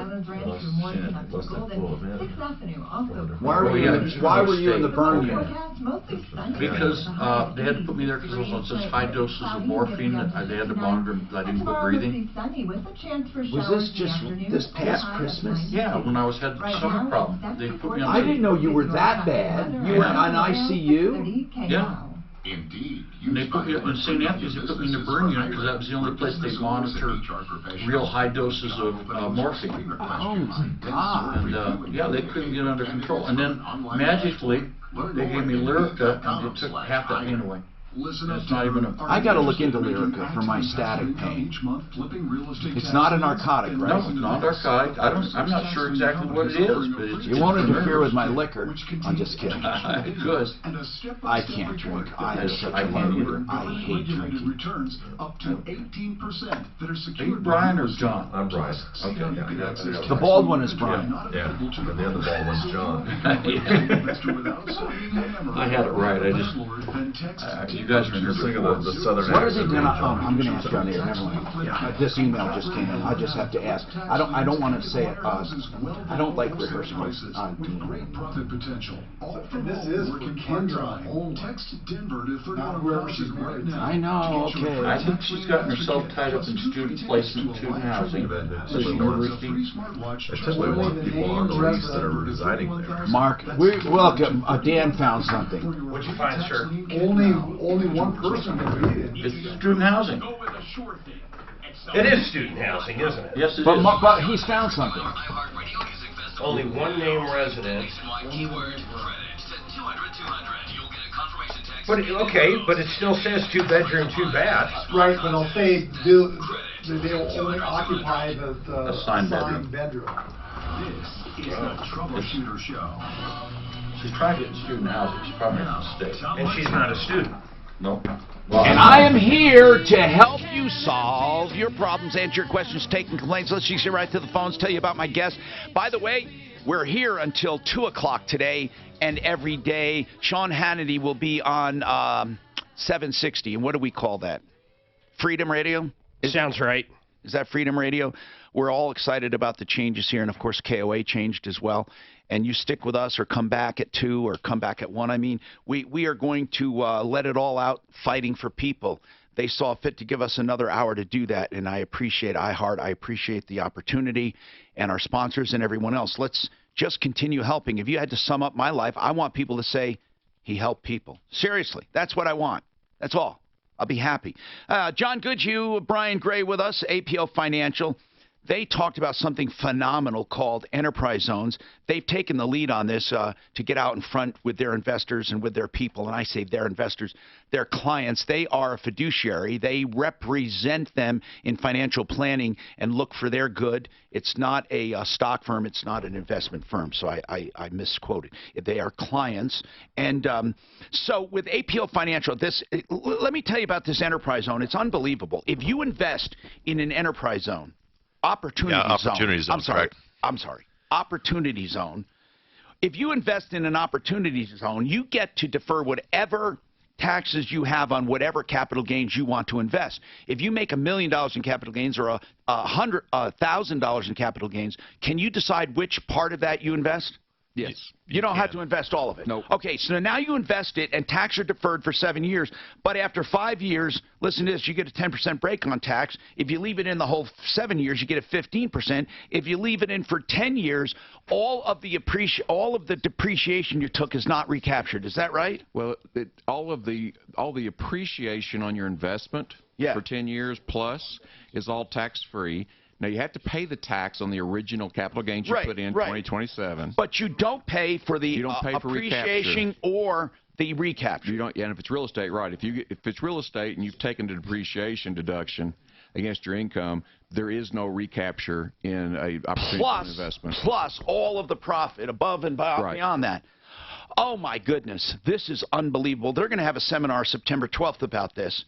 No cost for the seminar? No. How do people find out about it? Yeah, they can go to our website at apofinancial.com. We got information about the event right on our homepage, and there's actually a great tab with opportunity zones there. They can actually download our current book that was just released last week. So apofinancial.com. Listen, Giovanni has an update. Suzanne, can you explain this to me, please, dear? Mark can. That's his case. I don't understand Mark was working on a case. Oh, you remember this guy. He called up. He worked for a Suzuki dealership back when there was such things, and he had a 401k. Okay. At least he claimed he had a 401k. Yes, and what happened? And then that dealership shut down because Suzuki quit selling cars in the U.S. Okay. And the guy that used to own it actually opened up Boulder Hyundai, if I recall. So I finally talked to that guy, and here's what he had to say. It's pretty straightforward. Let me get Giovanni up here. And Giovanni, thank you. And Giovanni and I have a connection. His daughter, his lovely daughter, worked with me. She's now in real estate, I see, doing very well. So, and has some lovely sons. So, Giovanni, you must be a proud grandpa, by the way. I am really proud of it. Thank you, Lord, for that. Okay, now, on your 401k, Mark. You know, I talked to the owner down there, Jeff Baca, and he has a lot of employees that still work with him from when he owned the Suzuki place and now work at the Hyundai place. He said very simple. If this guy can show one thing that says he had a 401k, they'll get to the bottom of it. There is nothing. They still have the same management company for the 401k they did at the old dealership as they do at the new one. Not one person anywhere has anything that says this guy ever had a 401k. He's basically saying he did not participate. Okay. But if you come up with anything, one statement, one account number, anything.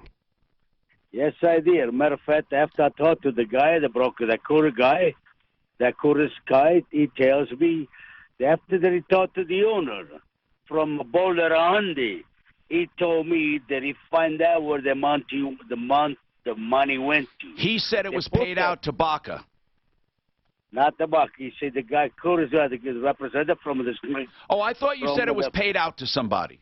None of this changes anything. No, All I need is one statement. That's it. And let's make this clear. Baca's not saying he lied. He's saying that he doesn't see any documentation. He says there's nothing. He says absolutely nothing. He has the same management company that he had back then. Okay. He has a lot of employees that had a 401k with that company that now have it with this company. It's the same company.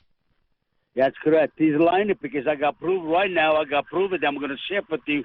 After I was going to hire. That's all we need then. He's not saying you're lying. He's saying we don't have anything. If I go off of your name, there is nothing. I will prove it to you. Give me about, they told me 10 days. No, listen, all we need is a statement. You're going to get one, right? That's correct. Okay, that's it. Then they'll figure it out. Correct. All right, they man. Told me after. Okay, sir. Giovanni, you're going to stay in touch with Giovanni, us. have they not asked you, but have they not asked you numerous times for a statement or anything?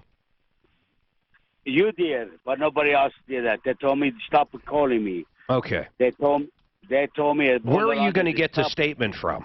It's 7 years ago. Where are you going to get it? I'm just curious. I got it because after I investigated up there, after I hired it up there, between my kids and me and you guys, I use your name quite a bit. So I'm going to put you on TV. Just take a picture. If you have it right there, take a picture with your phone and text it to us. Just get it to us, and I'll call Jeff back up. I do not have one now, but they told me they're going to send my money in the statement. When did they tell you that? They told me this is Friday. Oh, that's good. I talked to this guy, Tom, Thursday. Okay, so listen, let's just stay in touch, Giovanni, and let's get this thing done. 303-713-TALK. Now, we haven't forgotten any of you. On the co-op, we're getting to the bottom of that. We have someone looking into it. Hang on, the New York City co-op. And Patrick wanted to refi. Now, listen, I have to talk to Patrick. And Patrick, you've been a good sport, calling us from time to time for advice. You came in one time. We helped you get at least off your duff and start getting your life together. I think you're making an effort. But, Patrick, you make some decisions that are very foolish, and I know you didn't call for that. You called about a refi, and I'm going to get right to it. You bought a car, and you paid more than twice what the car's worth. And plus, not only that, but the mileage is at such that you're going to have major problems, whether or not you believe it. When you buy a car with more than 200,000 miles, it's not if. You will have major problems. That's a fact of life that I'll bet anyone. They will have a problem. Now, here's the deal, okay? You have a lease. You say you put down $4,200 on a $10,000 purchase, yet you owe $98,000. So if you owe $98,000, that means $3,000 somewhere was purchased in extras. That killed your deal. Tom, yes. Actually, I just looked on the payment portal for it. They took off the extras. So now I only owe $6,300. Okay, so that's better. That's better than you were, right, Rob? At least they gave you credit, right? Okay. Yes. So now you owe 60 what? $6,313. Okay, I got you. So now that puts you in a little better position, basically. But let's put it this way: you have to refi $6,300. In order to refi $6,300, you would have to find a lender who is willing to refi you, and that you won't, because the $6,300 represents about $2,000 more than the vehicle is worth. So what do you do? Can you refinance something when the vehicle's worth more less than the loan. Not really, not unless you get a ridiculous rate. Therefore, that's why you're paying the 28% rate you are. Would it be better than if I just trade in the vehicle and get a new vehicle? No, now you're talking about taking negative equity and snowballing it. Patrick, you've made such a big mistake right now that I want to tell you it's going to backfire. If you refi, it's going to be worse.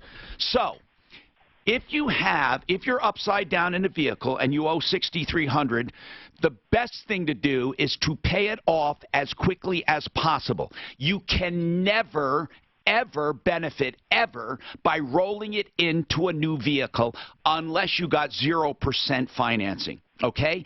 You're not going to get 0% financing. So please, Patrick, believe me when I tell you, you need to pay that vehicle off as soon as possible, and then at least you have erased some of the damage.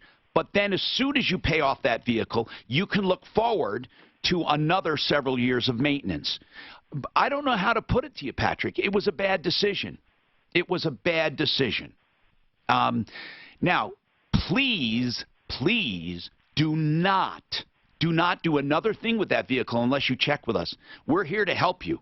Do not trade it in.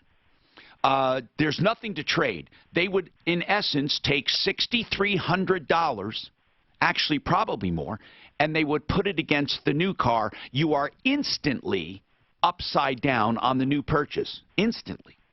So it gets bigger and bigger.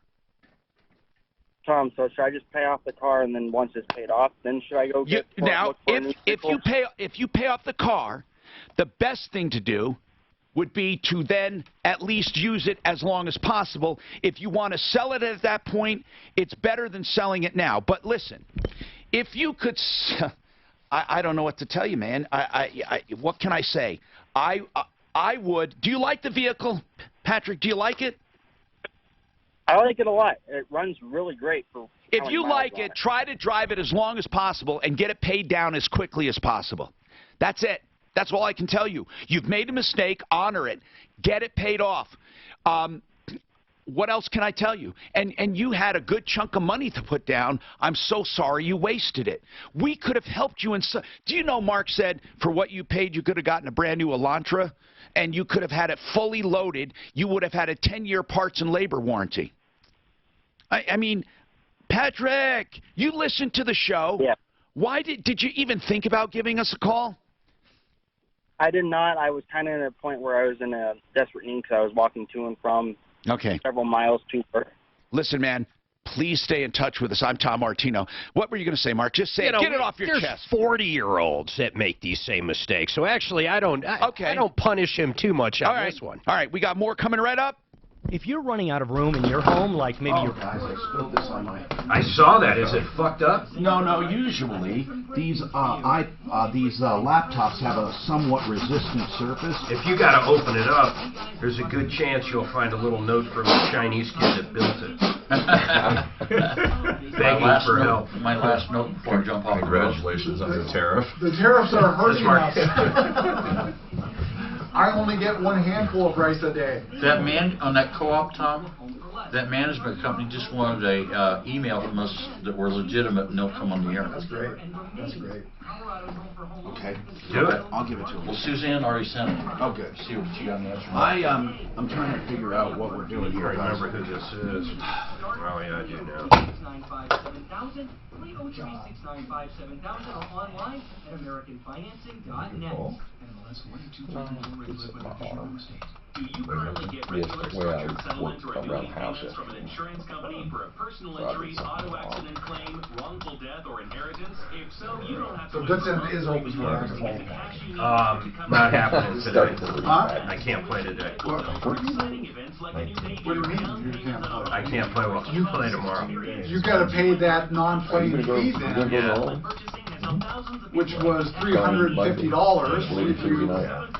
No, Suzanne and I are going out. We'll be all right. You're going out, she can watch you play. Maybe we can bug Ross to play tomorrow too, though. Better get them on. We're on Southwest, come back at 10 and 10:30. What changed in a half hour? What is it for us? Talk to us. I refuse. Yeah. I'm pleading ignorance. Yeah, actually, it was cheaper to go. You don't even need to it was plead. cheaper to go Southwest when I booked it. Yeah.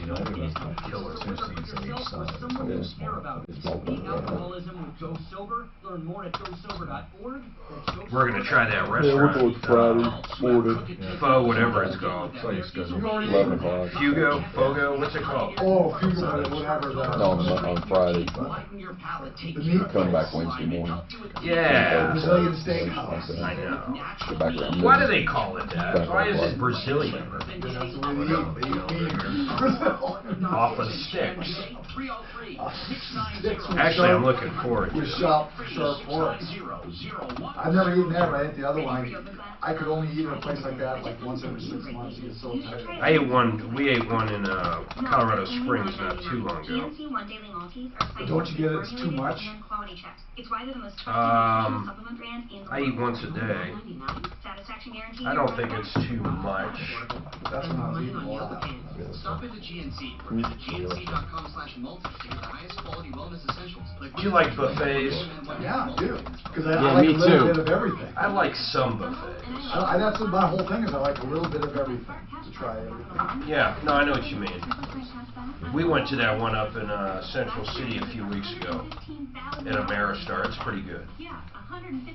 And my worst feeling is overeating. I just hate I hate that more than anything in the fucking really world. do. I hate it. And that's why Any feeling of overeating, especially when it's hot out. Right. Oh shit, Oh, I God, get it just makes me. And a friend of mine does it all the time. And I gotta say, from. what the hell are you doing? I can't do it. Yeah, but people want to get Thanks. their money's worth if it's a buffet. I mean, they just do it because they're so hungry. In order to not overeat, you just eat slow because it takes a while for the stomach to tell you. I was gonna say, Ed likes it. Ed says I like it long and short. All right.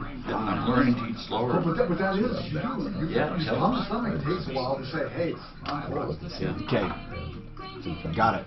FlexidentofColorado.com. If you have hail damage or any dings, even parking lot dings, you can use Flexident. When there is no paint damage, they can fix it like it was never done. They don't report to Carfax. It's like it was never there. It won't take away the value of your car. I've been endorsing Flexident for more than 5 years. Glowing reviews, 0 complaints, thousands of cars repaired, including mine.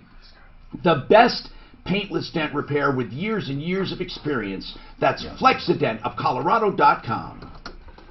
This report is sponsored guy by that Indeed.com. stupid drive axles on that wasn't a problem yesterday. Oh, yeah. I looked at his car and from a distance looked like that hail dent terrible bad. He said, yeah, the insurance company will pay for it. Why not? I said, it's not hail. I get to look and a perfect round claw hammer, you know, like a round ring of a claw hammer. In other words, the Claw hammer or the ball? well, a hammer that has a round. Okay, so the ball peen on the other side of the hammer, yeah? Yeah, not the round part, but the face, regular face of a hammer. Really? Yeah, because they're perfectly round things about that big. But he went around hitting it? I guess. I would tell your daughter, get the hell away from that guy. I know, he's an idiot. No, but he's trying to be fraud. Yeah. Hi, Tom Martino here. Welcome. 303-713-TALK, 713-8255. What's on your mind? Well, I have a lot on my mind. Let's get to the phones now. Eric has a new twist on the Nigerian scam. We love hearing about scams. We also, Lillian, you have a very interesting one. I'll try to get our attorney on. So, Eric, what's going on? What's going on with this scam? Tell me how it's different. So this one came up this morning, and it says Bank of NIG.PTY. Yeah. When I opened it up and I'm reading it, it says, "Dear Madam or Sir," and then it says, "We are investigating claims that you may possibly have been scammed by former Secretary General," I couldn't even pronounce his name, and it says, we are refunding people who were possibly scammed by him. Please submit Of course. All of the following information. Yeah, They want my name, it's address. different, but it's the same. They just want Yeah, information, it's and they're going to take money out of your account. Yeah, it's a new.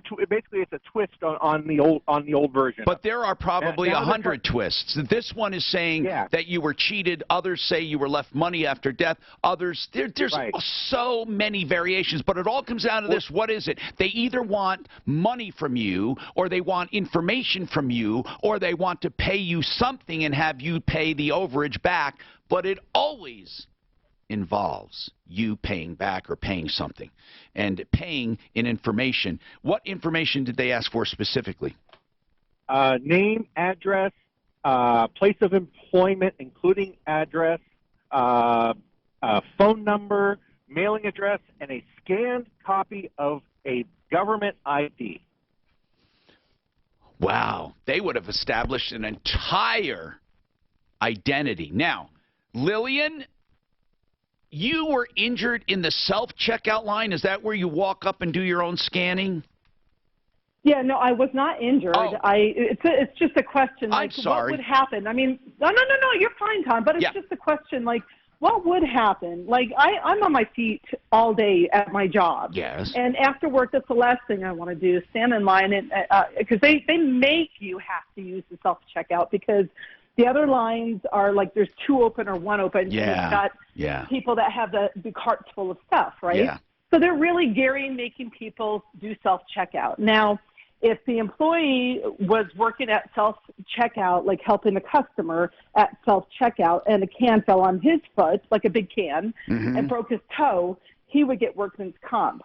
But if I was doing it and a can fell on my foot and broke my toe, that's right. What would I get? That's right. And then not only that, A broken it would toe. screw my job up. Yeah, but it was it would screw up my job. That's right, you know? but that goes for yeah. anything. Take away self-checkout, anything. If you get injured doing anything, it falls on you unless it's someone else's negligence. Now, let's say you're in the self-checkout line, and they have the ledge where you put stuff down, and it fell or it toppled over or something, and everything spilled out and hit you. That's different than if you just drop a can. I think it all boils down to this with personal injury. And I think it's been exaggerated. That's why we love good personal injury attorneys, because they'll tell you you don't have a case, as opposed to lying to you. When it comes to personal injury, it all comes down to this. Was someone else negligent, and did that result in damage or injury to you, period? What did someone else do wrong? Just because it happens does not constitute negligence. People believe just because something happened. And also, it could be something no one could have seen coming. If you're walking out of a King Soopers and something from an airplane falls off an airplane and hurts you, and it's in their parking lot, you'd be surprised how many people would think King Soopers is responsible because it happened on their lot. But you know, I guess I get irritated because it's like if it's putting putting other people's jobs out of business. You know, people are losing their jobs because of self-checkout. You know, and you're saying you're saying if they're going to take, I get what you're saying. If they're going to put you in the place of an employee to save money, then they should be responsible. Yeah, but it lowers the pricing of groceries. Yeah, but has it not lowered? Not really. Here's what it does. It keeps prices from going up, we hope, or it increases You know what's odd about what she said, though, is if it was homeowners insurance, a lot of times if you came to my house and I didn't do anything negligent, but you slipped and you fell, chances are my homeowners would just write you a check for the medical. And many times that's done more of goodwill than anything. It's just you're right. And that's a premises kind of thing where they don't even look for fault. If it happened, it happened. And that's normally to stave off any kinds of problems. And guys, when you look at people's portfolio for financial investing and planning, do you look at their insurance and their exposure? Yeah, we do, because we're big fans of having an umbrella policy. Because for sure.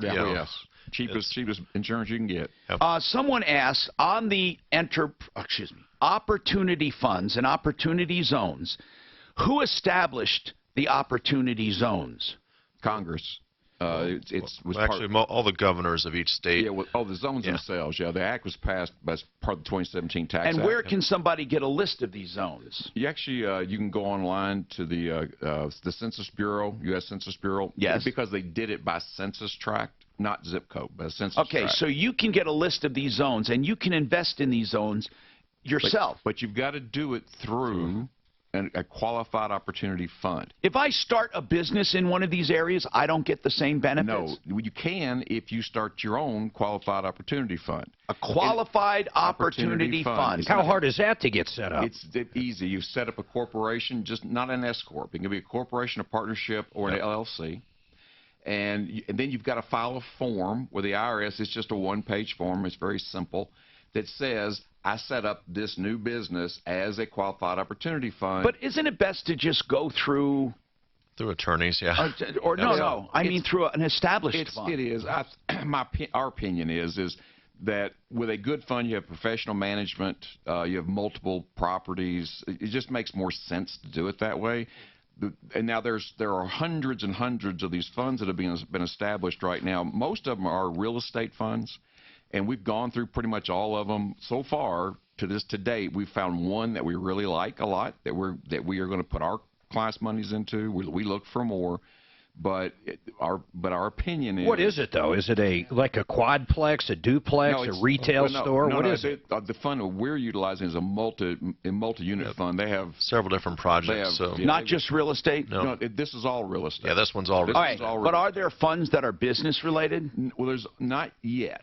There's one venture capital fund that's been set up. Oh wow! So they will venture capitalize something in an enterprise. In an opportunity zone. We've actually set up our own venture capital fund too to do this in opportunity zones. So give me an example of how it would be used. Well, you find if you're going to fund a business, if the business is already in an opportunity zone, that's fine. If it's not, you relocate it to an opportunity zone. So anything, an ice cream store for that matter. Anything except the sin business. Yes. The what business? No sin business. You can't put liquor up store. You can't put up a booby bar. Country clubs, golf courses. Those kind of things. Yeah, all right. 303-713. Wait, a golf course is actually a no? And a country club. Why? No's. Well, because they're saying that's not so much an opportunity for the community. Yep. Yeah. They don't. Yeah. They're saying it's not really an efficient use of space. If you think about how many businesses could occupy that space as opposed to one, and then the number of employees per acre or per square foot, I think they take all that into consideration. Yeah, they do. They want the most financial impact. Now, Nellie, with a co-op in New York, I boned up on that. We're going to talk about it coming up. This is Denver's talk station with. You know, the main reason they went with co-ops, right? The main reason. Yeah. The main reason was to do away with to keep minorities out. That was the original reason, no matter what they say, because it didn't fall under the housing. It was ownership of stock and shares, not housing. They're saying, oh, you can live here, but you got to have the shares. Yeah. Racist New York. Yep, it fell totally outside of all housing requirements. That's why it was invented. Yeah, that's why most of it was. And they can reject you for anything they want. They can have people that are just Italian if they wanted. They can have anything they want, including it precludes. They get around race, color, creed.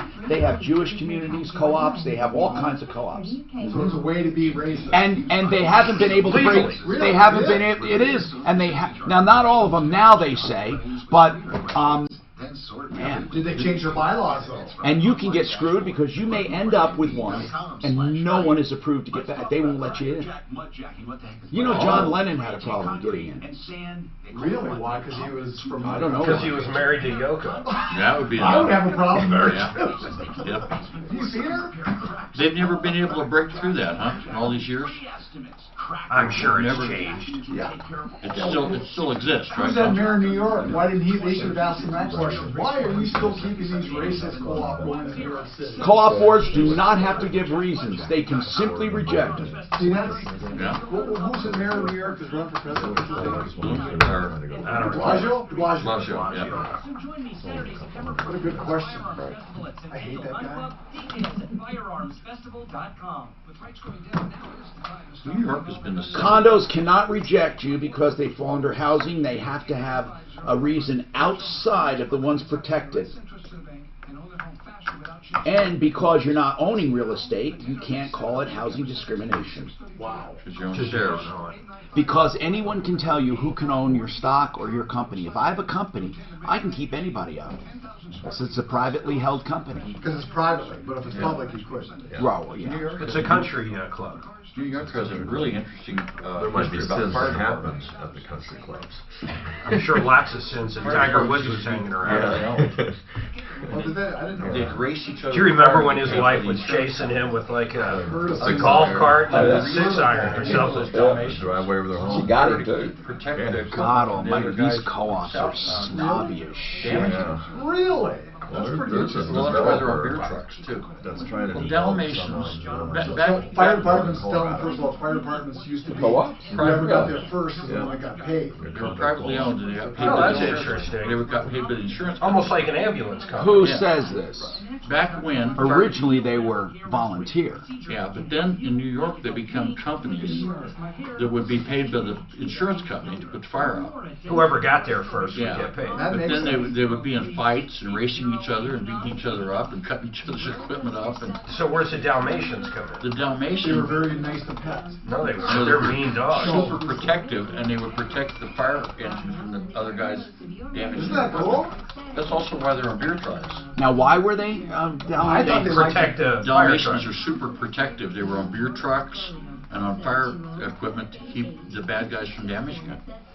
Or the other people. Yeah, they're not Turn nice. their water off. Yeah, you know they're not a nice dog. I didn't know. I've That never. 101 Dalmatians movie came out. In the Yes, early I love days that. of They're fire nice. service, fire They're nice companies dogs. were more or less, hold on, were That's a more great or story. less. See, ever since the control tower snafu about the steps, he's got to double check. No elevator. Were more. I'm trying to find out. Fire companies. I believe that. That makes total sense In because New you're York. right. It was in New York anyway. It would be a New York thing. Yeah. I'm trying to figure What, out. independent Oh, history. fire companies? They were That's more. that's how they were everywhere. Were they They everywhere? were private.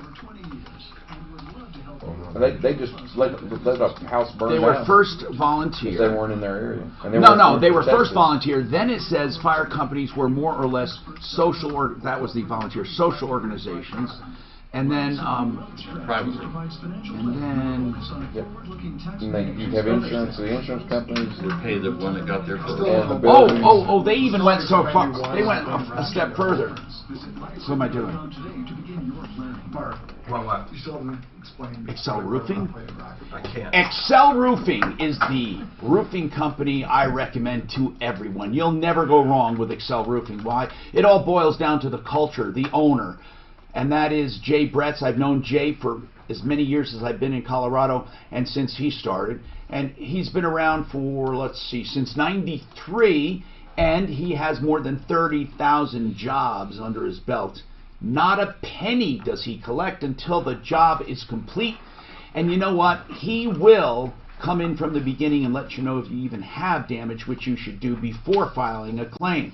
Just calling an insurance company can be a negative on you if you just inquire. So get someone that I trust, that you can trust, Excel Roofing, and you never pay a dime, not one dime, until the job is completely done. And the only way you can do that is if you live by what you do and do exactly what you say. 303-761-6400, 761-6400, excelroofing.com.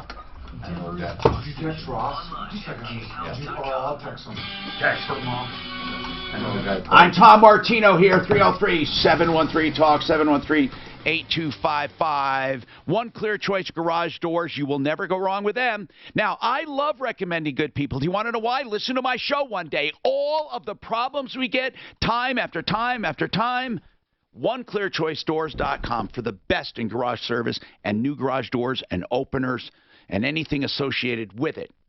OneClearChoiceDoors.com. Nellie, so one thing I do know that you're wrong about is value. Value is based on the average square. This is how they value it. It's a private corporation. The corporation owns the entire building as shares. You get rights to square footage, and the average square footage is what it's what does value.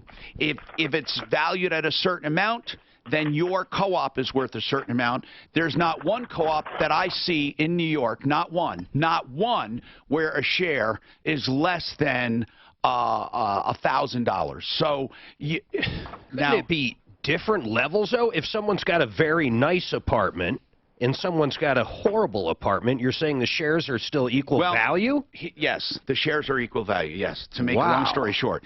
And the co-ops were invented, really, to get around housing requirements for for discrimination. They wanted to be able to discriminate and do whatever they wanted. They do not have to give a reason because they're not rejecting people who live there. They're rejecting people who own stock. And a privately held company can sell stock to whoever they want. And if you say, I want to buy some stock, and they say no, then they don't sell it to you, and you don't get to live there. So it was a sneaky way around discrimination laws.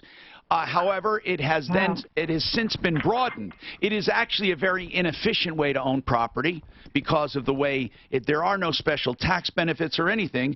In fact, it's probably detrimental in tax benefits in certain areas where real estate gets preferential treatment.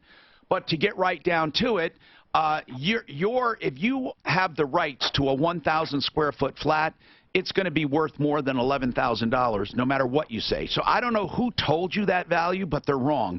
Now, as far as finding out who's responsible for your damages, there were no written contracts or anything on either side, right, Nellie? They went in and gutted the apartment. Is that right?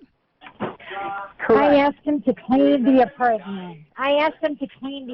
But not to gut the apartment. Okay, it wouldn't matter what you asked them to do. In writing, there is nothing. Is that right? In writing, there is something that states for him to clean the apartment, but not to gut the apartment. Okay, no. What do you have in writing? I believe I sent that to you. That's off next. Okay. It states that I have given his friend who was the super, said that he wanted to clean the apartment. So that, he said there was a roach infestation. Okay. That's what he was saying. Now, roaches were coming out of the apartment. You guys so he asked me to write a letter to him. Okay, giving him permission.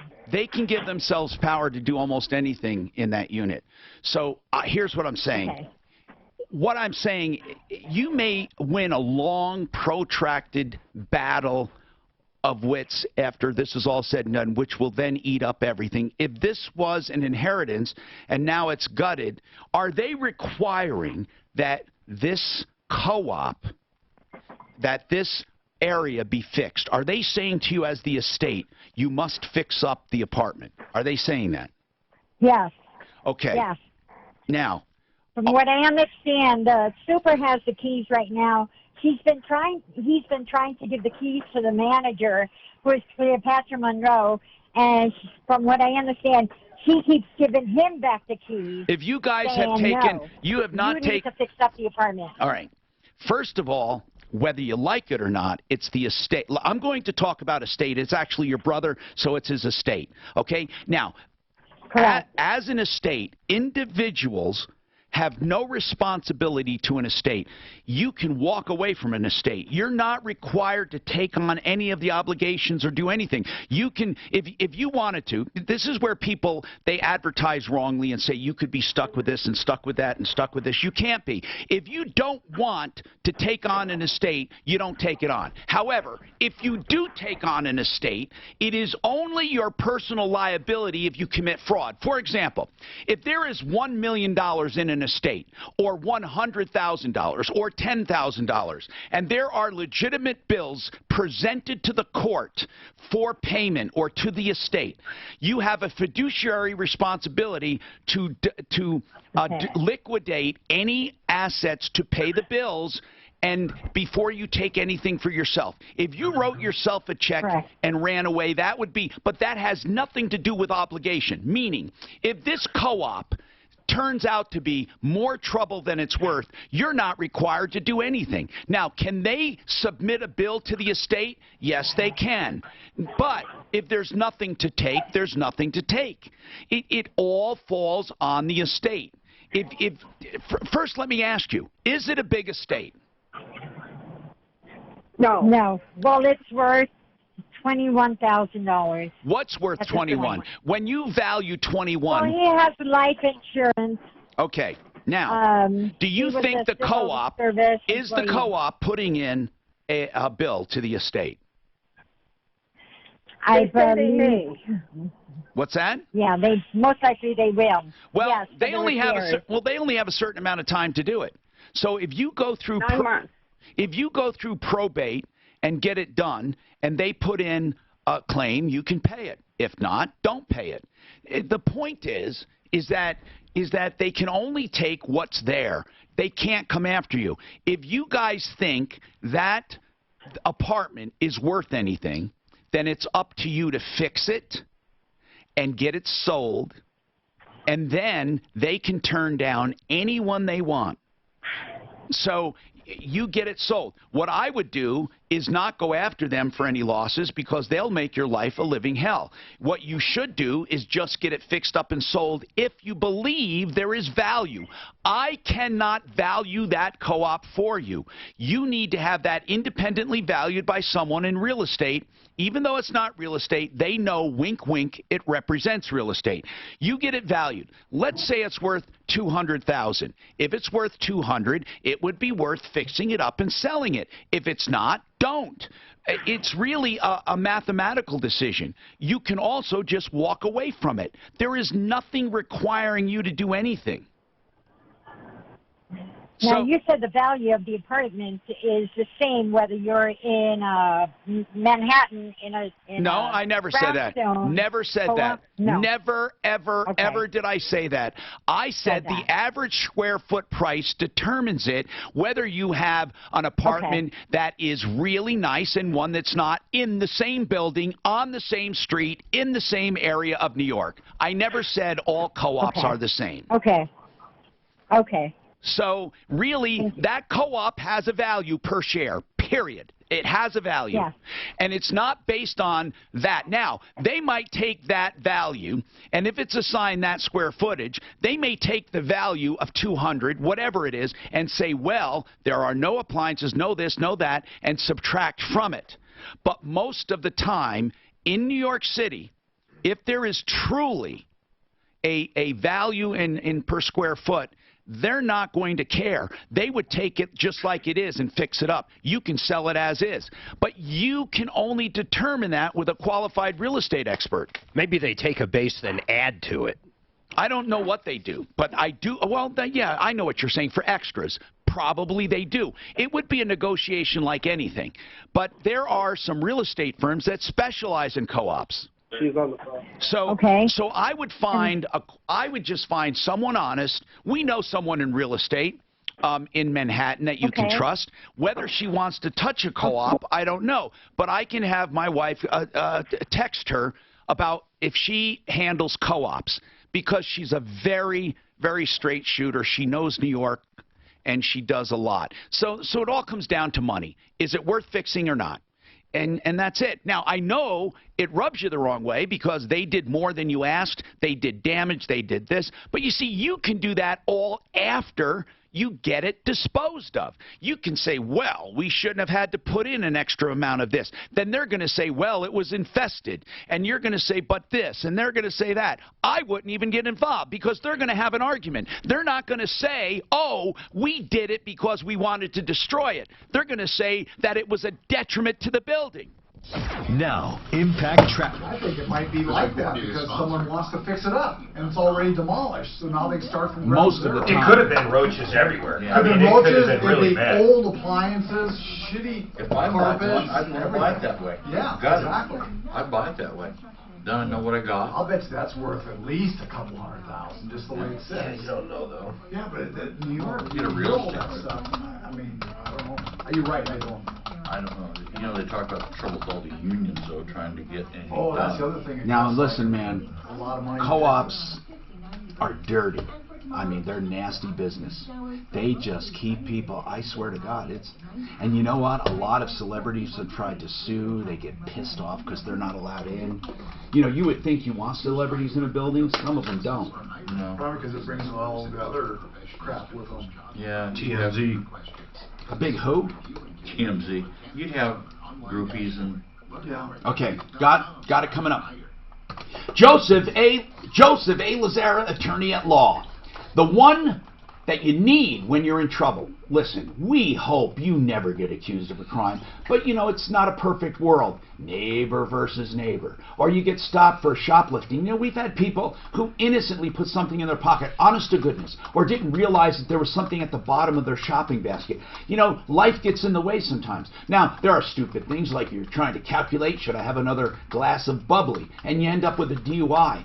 Whatever it is, Joseph A. Lazara doesn't judge, he represents and leaves the rest up to the courts. But he can help you through a DUI, through the maze of court and hearings. Joe Lazara, attorney at law, and you can trust Joe. And it's someone you don't want to think of unless you need him, right? So put the name away and hope you never need him. 303-429-6200, 429-6200. Joe Lazara. I need to run. Brian, Mark, what is that place called? Mark can always start. There's opportunities What is that restaurant generally in called? depressed areas. Is that what they're trying to bring up? For? No. Here, look up just they for could be saying areas steakhouse. where they want economic development. Yeah. Because they're just determined based on the census tract for 2010. So there was low income. So if an area hasn't been developed, there's no income. So they're trying like all of North Aurora, from I-70 up to really the airport, the Gaylord Resort. Yeah. That's all an opportunity zone. It was already pre-planned for expansion. How long is is it? Stapleton or? No, just I-70 and 470. You know, where the total goes Yeah, up. exactly. So all that area is an opportunity zone. Pretty much everything on up 25 Oh, look at in this one downtown called north. Texas to Brazil. I'll do it. It's no biggie. Broomfield, where they built, So there's those two there's new three different types. dealerships. There's three different They're on Interlochen Boulevard, Over that to whole area South. out through there. Texas Boulder's got some. I like it too, There's yeah. some in Longmont. You been there before? I would assume They all they've got been they all look at depressed they all have the areas. Well, exact they same rate. what 5 points the or intent was In fact, Texas was to to Brazil's got a little bit bring it better. into lower What's income that? areas.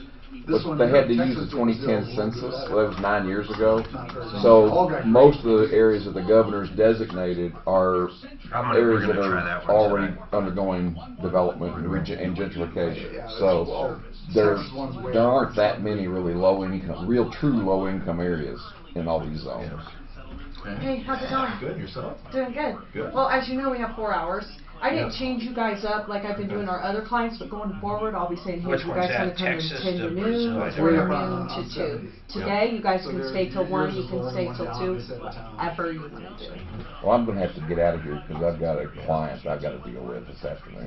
Okay. I'm not ready. So the Texas one says upscale. You gotta work it all up and into Well, I got to review some illustrations and stuff, and I got to talk to the insurance company. We were planning to at least 1. That's fine. Yeah. Whatever you guys want to do. Yeah, I may, Just give us a heads up so we can walk you down or whatever. You know, Yeah, it's a little especially when slow it's to a get down there. surprise. Okay, We all right. wanna take the step Great. back. It's a surprise you haven't planned for. So, you ever eat up Main Street? I brought some extra waters. Does anybody want one? Well, it's in Walmart. Yeah, I think I will. So this is It's over there by. It's over on. I'm talking to him on Friday. Texas. Who the owner? Fogel's yeah, got that special one. They used to be in. Yeah, but you for gotta that. mention I mean, and then they moved. There's one. I don't forget They anymore. call or it, not. it's a hidden, It's over by. It's not too far from the house. You gotta fix it coming up Brought you a quick. fresh coffee Down the and building. cold water. Oh, it's where that's where. Damn. Dan's office. Barbara, you okay? Do you want a water? Not good, thanks. Lunch is $25. Yeah.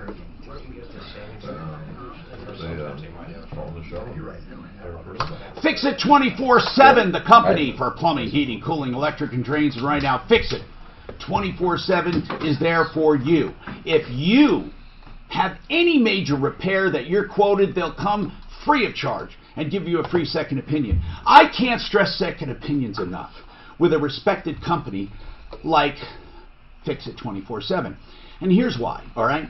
If they say, hey, you don't need a furnace, you just need an igniter, or you just need this, or just need that, you don't need a water heater, you just need this, you just need a flush, whatever they tell you, well, they got to do it. So you benefit.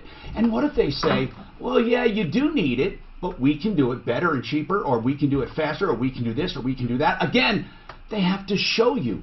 You're in the driver's seat with free second opinions. So when you have a good company like Fix It, it's a great opportunity. Fix It 24/7, free second opinions. Fix It 24/7, fixmyhome.com, and that's 720-526-3939. Actually, I got my first draft tonight, too. What do you do, the ESPN? This one is not, this is through Yahoo. Aren't you a little Fancy. old? Aren't you a little old to get drafted? Not me, they want me. When they want you, Clint, they want you. Okay. Uncle Sam wants you. I'm Tom Martino. Welcome. 303-713-TALK, 713-8255. All right, APO Financial is with us, and they have told us about great opportunities in opportunity zones. What this email asks is a minimum denomination. It's for investing your capital gains to defer tax. Guys? Yeah, absolutely. So most of the funds that are out there today want a minimum of at least $250,000. The fund that John was talking about earlier is a minimum of $10,000. You know, okay. But it comes down to, does it make sense to pay the tax on the $10,000, use it for something else, or let that grow and get the tax benefits? So there's I think looking at their situation. Yeah, it depends on everybody's situation. I mean, we wouldn't, because you really want it to be a 10-year plus investment in order to get all the tax breaks. So if somebody, yeah, but even temporary, even shorter than that is good. Yeah, you still get some tax breaks. Of course you do. But the full 10 years, you get all the tax breaks. I mean, the full 10 years, as you said, it's the biggest tax break ever in U.S. history. There's never been one thing that Congress has ever passed that has this many tax breaks in it. And it's all for enterprise zones. No, not enterprise zones. I don't know why I keep saying opportunity zones, for God's sakes. Opportunity zones. There are or were enterprise zones. That was conceptually was this, but they only ended up being like 10 of those in the U.S. and they didn't work very well, and there were too many regulations around them. So, but there are these things called enterprise zones and so opportunity zones. Okay, it's easy to get them confused. Now we will go back to that because someone wants to know something else. Like, where are they? In Colorado, which we'll go back to. Nellie, listen, I think we've exhausted this co-op thing, but I see, do you have any just last-minute questions? Because I will answer them, but really, you need a real estate broker in New York. What are your questions remaining? Yes. May I have information regarding the real estate broker Yes, we will. Your wife may be recommending? We're going to text and find out and let you know. And what else do you need? Yes, so I should not call. Can we include the co-op on the estate? Do we have to do that? Oh, you must if it's part of an estate. Now, do you have an estate? Okay. Do you have an estate attorney? No. Okay. Now, why did you feel the estate would not be part of the co-op would not be part of the estate? I'm sorry, I don't know what happened. Did we just get hung up on? All the phones went dead. Okay. What just happened? Did all of them get wiped out or just... All right, 303-713-8255. We will have to figure out what happened there. A true snafu. A true snafu. So, one more question here. The zones in Colorado, guys. Yep, there's 126. Is there a map? Yeah, there is on the Colorado zone. I just Googled it here, but it's choosecolorado.com. It's called choosecolorado.com? Yep. And it really talks about what the opportunity zones here are in Colorado and all the details there. All right. Hold on, and we have more coming up. I'm Troubleshooter Tom Martino. Stay tuned for the Troubleshooter Unplugged coming up for the next 2 hours. We'll go crazy. So on 1031 exchanges, I don't understand the alternate. I wonder what did happen. Did you have lines and they all dropped? Yeah. Or just one? You can take out your cost basis and maybe hit the X. Yeah. And use that to invest in anything else. You only have to put the I think instead of having common man. We should say you don't common need an X, intermediary because we should not differentiate. Comrade. Get it? Comrade. Comrade is comrade. I don't see where they were privately owned. I see where they are companies, but I don't see where they were privately owned anywhere. All right, we're going to try Fugo de Chao. Hey, I don't see anywhere. Oh, Fogo de Chao? You will love it. You will love it. Fogo de Chao. Chow means food, chow. Fogo means cheap, cheap food. He said Fugo. And D means... That's a good thing to bring up. Oh, no, Fogo de Chao is way better than Rodiza. Way better. A lot of people end up with 1031. Hey, I'm sorry. I'm on Wikipedia. There's not one thing about privately owned. Not one. Not Fire one. departments? I don't see it. They say they were volunteer, and then they were... Oh, wait. Hold on. A small number of U.S. fire departments are privatized, operated for profit corporations like Knox County. But... There's a guy here in Denver named Bart Thorpe. I swear to God, look it up on Wikipedia. He collects fire engines, and he's an expert on fire departments. He always has. Well, there are still some. I'm on the ones. Clint bandwagon. But that wasn't. Look it up. Sorry. Just look it up. Look it up. Who votes Clint? There's two. Yeah, without knowledge. Overview. Look it up. Wikipedia. If we love it, whether it's true or not, has There no were- fucking There were bearing on anything. There were and still are private companies. There were and still are, but there were a small minority. Not dash hounds. Jackson's the little wiener dogs. Because I wondered why are they called fire companies? That's what they used in Alcatraz. Dalmatians. I love the spots. Bart Thorpe had a talk about it. But there was something else here that I found. That there was some kind of thing, if you contributed a certain amount of money, there was a thing you put on your house to show them. Yeah. What is it? Yeah. So what do they do? Say, okay, we'll go there first? I mean, Hey, there's two fires. You go to where the I have sticker heard is. more like say they won't even cross. no, they're called fire marks. Yeah. You put on your house. Could easily just tell which homeowners had fire insurance and which ones didn't. Yeah, the private. Let me guess, you got a problem with that. The private companies looked at those when there was private companies that were being paid. Nellie's back up on line 4. There's nothing wrong with that, though. What's wrong with that if you buy a little extra insurance? No, and the private companies knew that if you had a fire mark, You get paid. they get paid. Yeah, no freebies here. Yeah. By the way, you're full of shit. There's nothing here about privately owned. I doubt that Bart was wrong. I'm still on Clint's band. I think I'll look into it. I'm looking.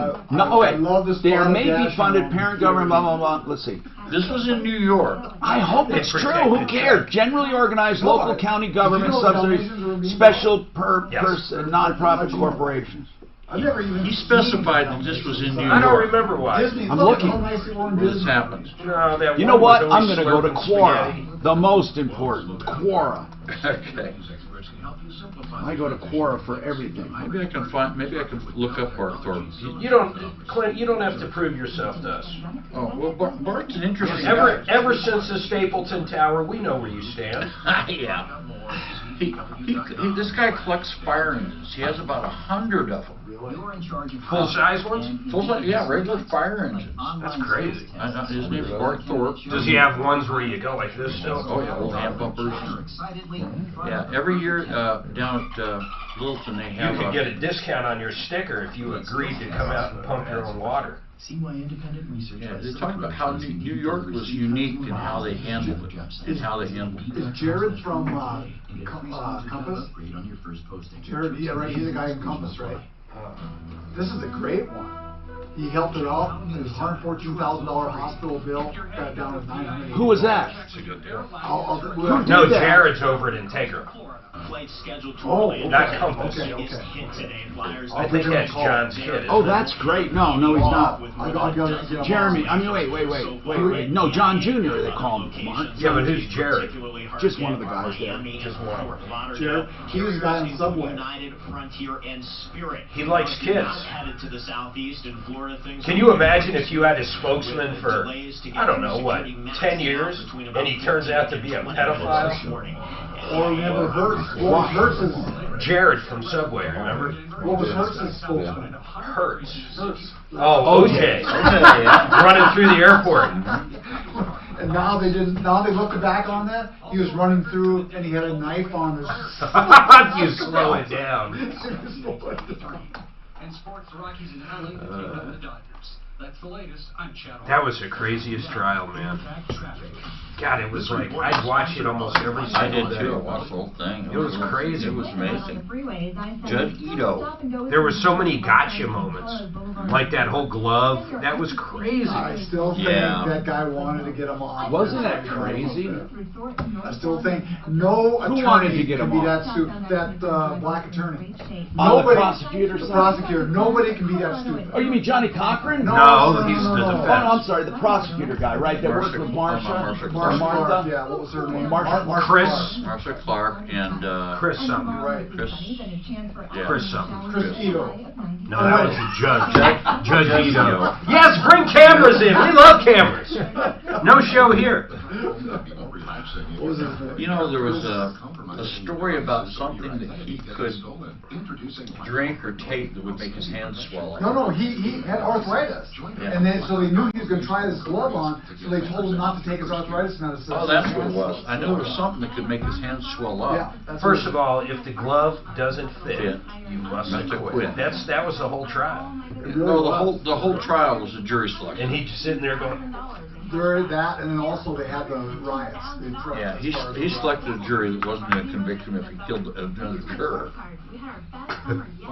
I don't think they would convict him no matter what. Well, Mark Furman got up there and lied like crazy. He said he never used the N-word. Yeah. Chris Darden. Chris Darden, yeah.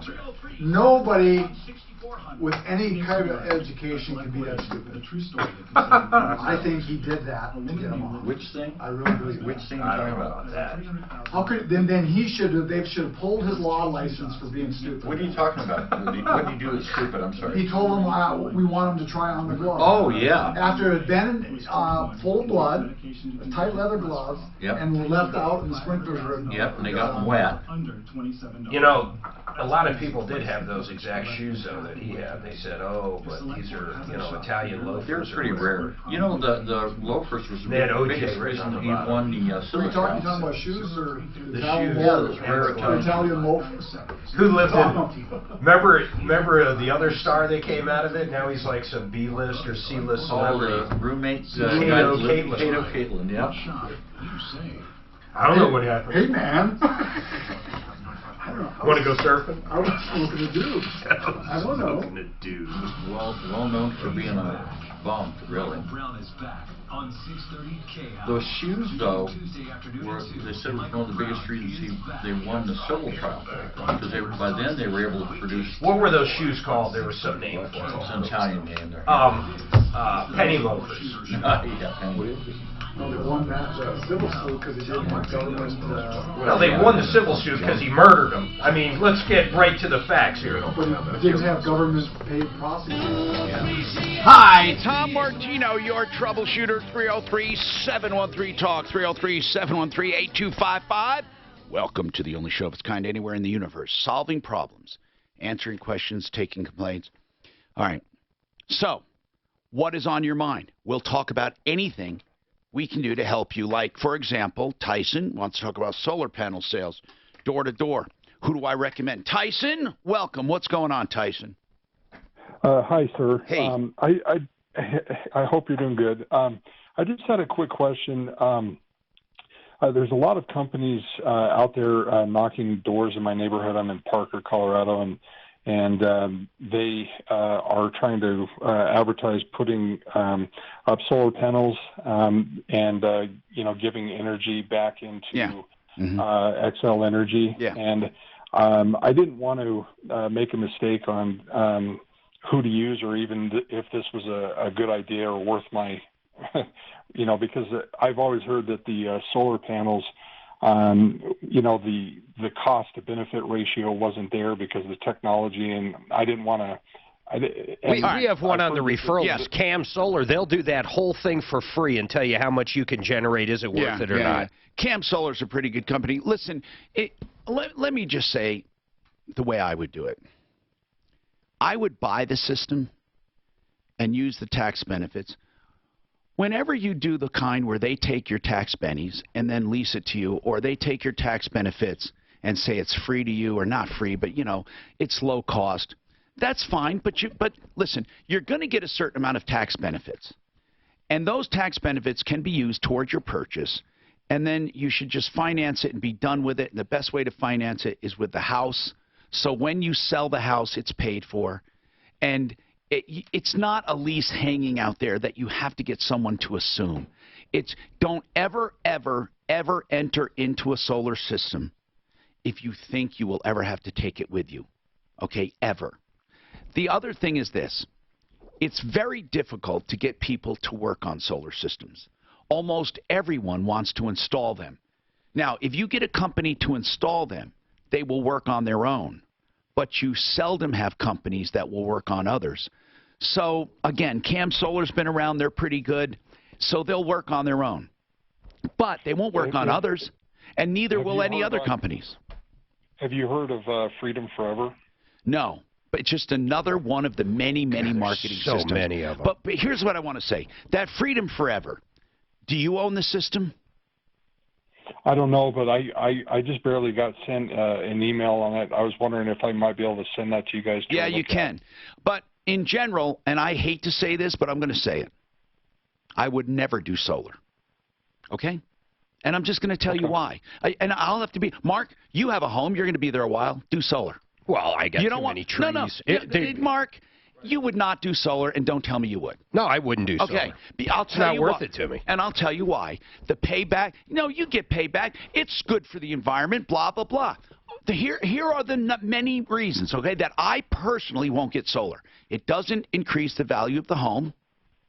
It doesn't save you, well, it does save you money, but not enough to make up for the depreciation and the maintenance over years. I personally wouldn't do it, just personally. I'm not saying it's a bad, I've seen many people who love it, and it's a good idea. And I see, if I did a commercial for solar, I wouldn't say, you better get solar, how do you lose? I'd say, if you're thinking of solar, if you want solar, this is the company to get, because that's the truth. I can't say I'm going to have solar, because I won't. And first, again, it doesn't appreciate your property. The payback many times is too long for me. Also, if you don't buy it, it's not worth it, in my opinion. And there's the worst part. No one will work on them except the people who installed them. And so it's not like you bought a furnace and anyone will do that furnace for you. Anyone will fix it, whether they installed it or not. You have the same problem with satellite TV. No one wants to fix it. No one. They all want to install it. And especially with solar, the tax incentives are there for people to buy, to spend money. They overspend because the tax benefits are there. If the tax benefits were away, you wouldn't see the prices as high. It's just a flawed industry, in my opinion. Am I saying it's wrong to have solar? No. Will you love solar? Some people would. If they ever get rid of any kind of tax bennies when it comes to solar, all these companies will be gone. Right.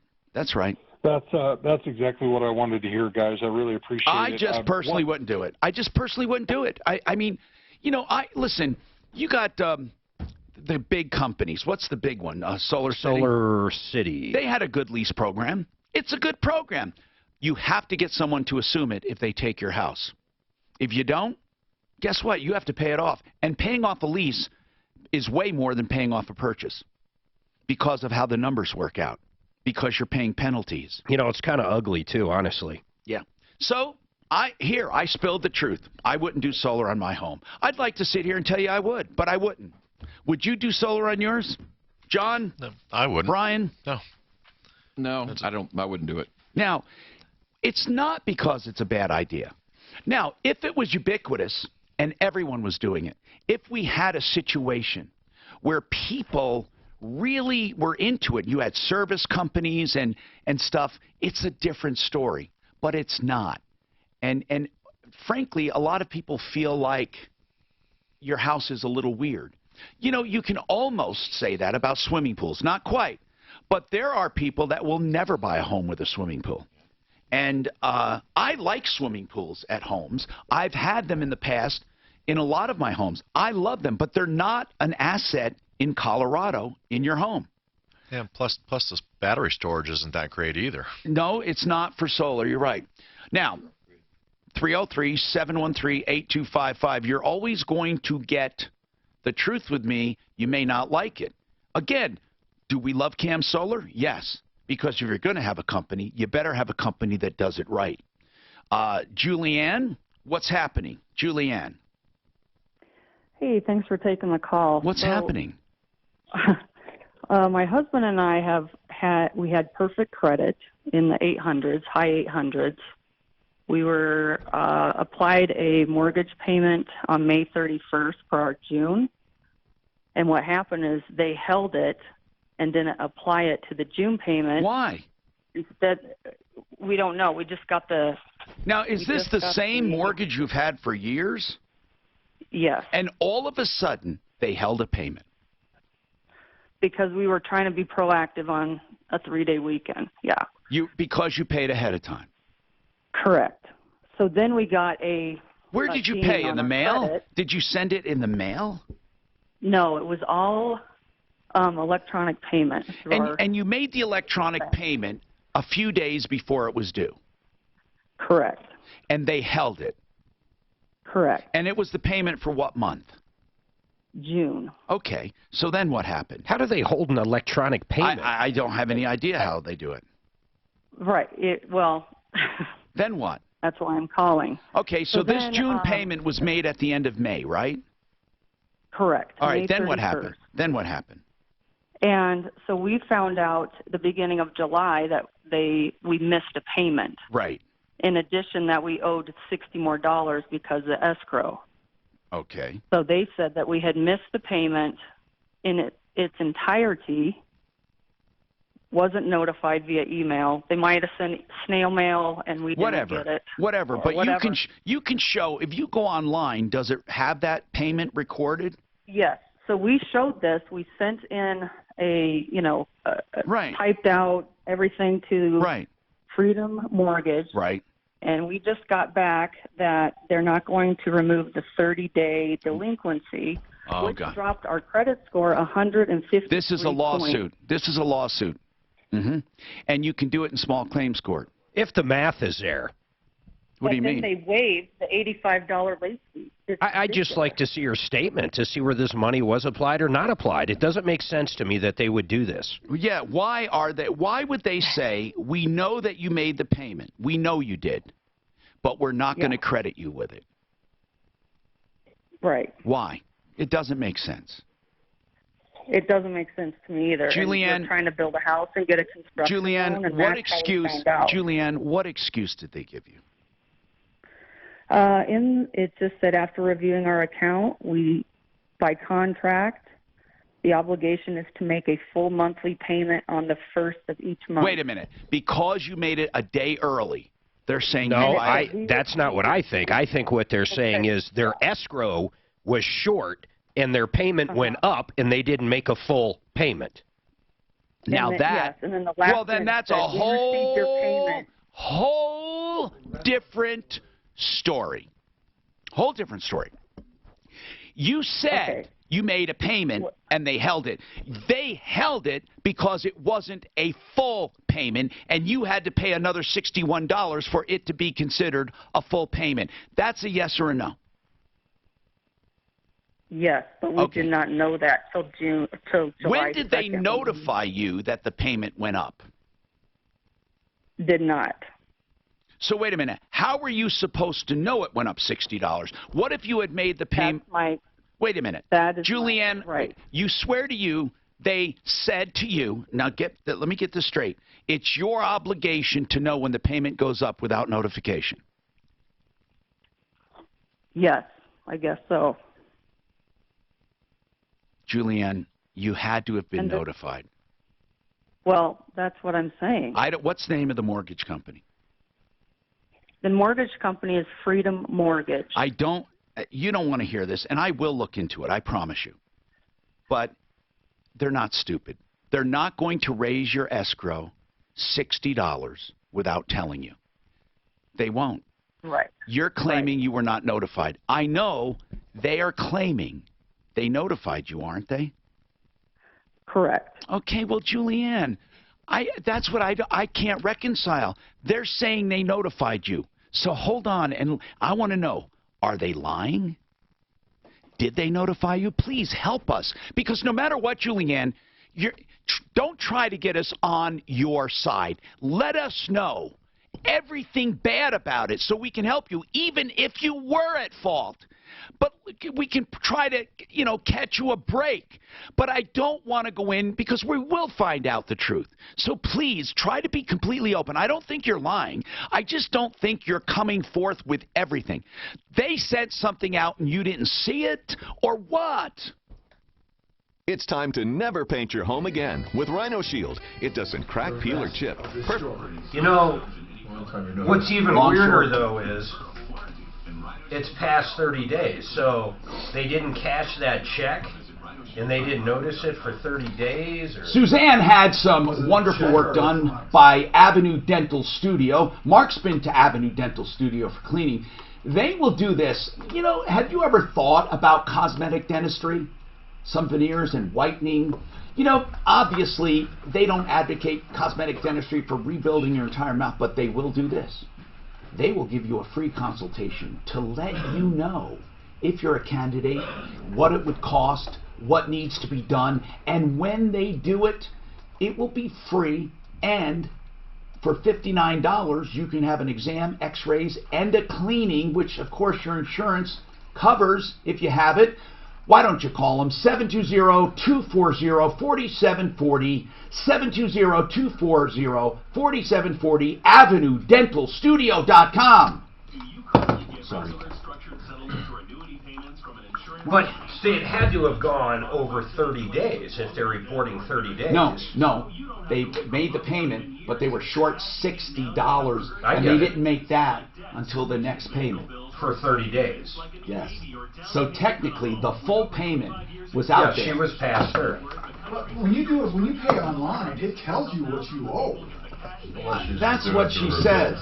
Yeah, that's a good point, actually. Well, she says, though, it changed on the 1st, I think. Maybe when she says pays online, they initiate it from their bank, like a bill pay. Right, that's what I was going to say. You don't have hour 4 here. Not where they're logging on it. And then, no lives yet. Plus, you would think you would know. Okay, I don't have any lives for hour 4 yet. Oh, no, a lot of times they don't, because people just let it go into escrow and stuff. The other thing people do all the time is they always pay at the end of the grace period. So let's say it's a 15-day grace period due on the 1st, they pay on the 15th. Not realizing how much more interest they pay over a 30-year period on that. Absolutely. So actually, I read here on Dalmatians, the reason they use Dalmatians because they got along with the dogs real well. And so they would run alongside the horses when they're horse-drawn carriage and even protect other dogs that come in and chase the horses. No, they protect the fire truck from delinquents. From juvenile delinquents. That is true. They said that the fire departments would fight each other. In fact, the gangs of New York, they did that. That was a good movie, although it was long as hell. That was a great movie. Who was that star? He's good. Leonardo DiCaprio? DiCaprio. Did you like Titanic, the movie? Yeah. It was not bad. Very sad. It would have been better without the love story part of it. Very sad. I mean, when you look at all those people that just died. I still can't believe they sat there and the band is playing going down, and that's just crazy. What else are they going to do? Start swimming. The water was cold as hell when people started swimming and drowned. Look at 9/11. People were jumping out of those buildings so they weren't burning to death. And I mean a deal. You're going to find it Well, you get drowned in the boat or you drown And how come he dies, though? I mean, he's right there. All she had to do was just help him up a little bit. No, because then that whole thing would have sank. They were on like a door, weren't they? Like it wasn't very. So he wanted. He could have easily gotten her off of there. He could have started. The other ending. Whoops! You could have started rocking it. She's on. I'm on. Figure it out. Those fire marks they found? Yep. Well, why else would you have those if there wasn't private? That was for private insurance. Fire marks was. I know, but for private fire companies. I'm thinking about. Why would anybody else care? It just showed who was insuring them. Yeah, because but I don't know who's ever going to get comfortable. That's who's paying them. Yeah. Yeah, that's because it was private companies that got paid. Yeah. Of course. So guess who was one of the first? What? A good friend of mine. The first guy that really started fire insurance. Good friend of mine. Well, the illustrations Pyro? don't show the true story because they won't let us. He started fire insurance. Yeah, he started. There's not much. Well, fire insurance. He started fire. He started firing clubs. Hold on. Plumline Services, $29 to get your furnace checked. Get it done now. and be trouble-free. It's a no breakdown guarantee. And that is a 22-point furnace tune-up. That's 22 points to make sure that you're not panicked when the cold comes. How many times do I tell people, get it done now when you don't need it? From Plumline Services, if you need a new system, Carrier is the way to go. With a 10-year parts and labor warranties, just $29 from the most trusted name in heating, cooling, electric, and plumbing, Plumline. Ben credited with starting fire departments, well, fire clubs they call them, But and also- then they protected the houses when whoever was in a club. Also, wasn't he credited with libraries? Public libraries. Public libraries. But I think they have. Hi, Tom Martino, your troubleshooter. 303-713-TALK, 713-8255. All right. Now, I want to finish up. I feel badly for people. They're in charge of an estate in New York. It has to do with a co-op. They inherited. The place was gutted against their will.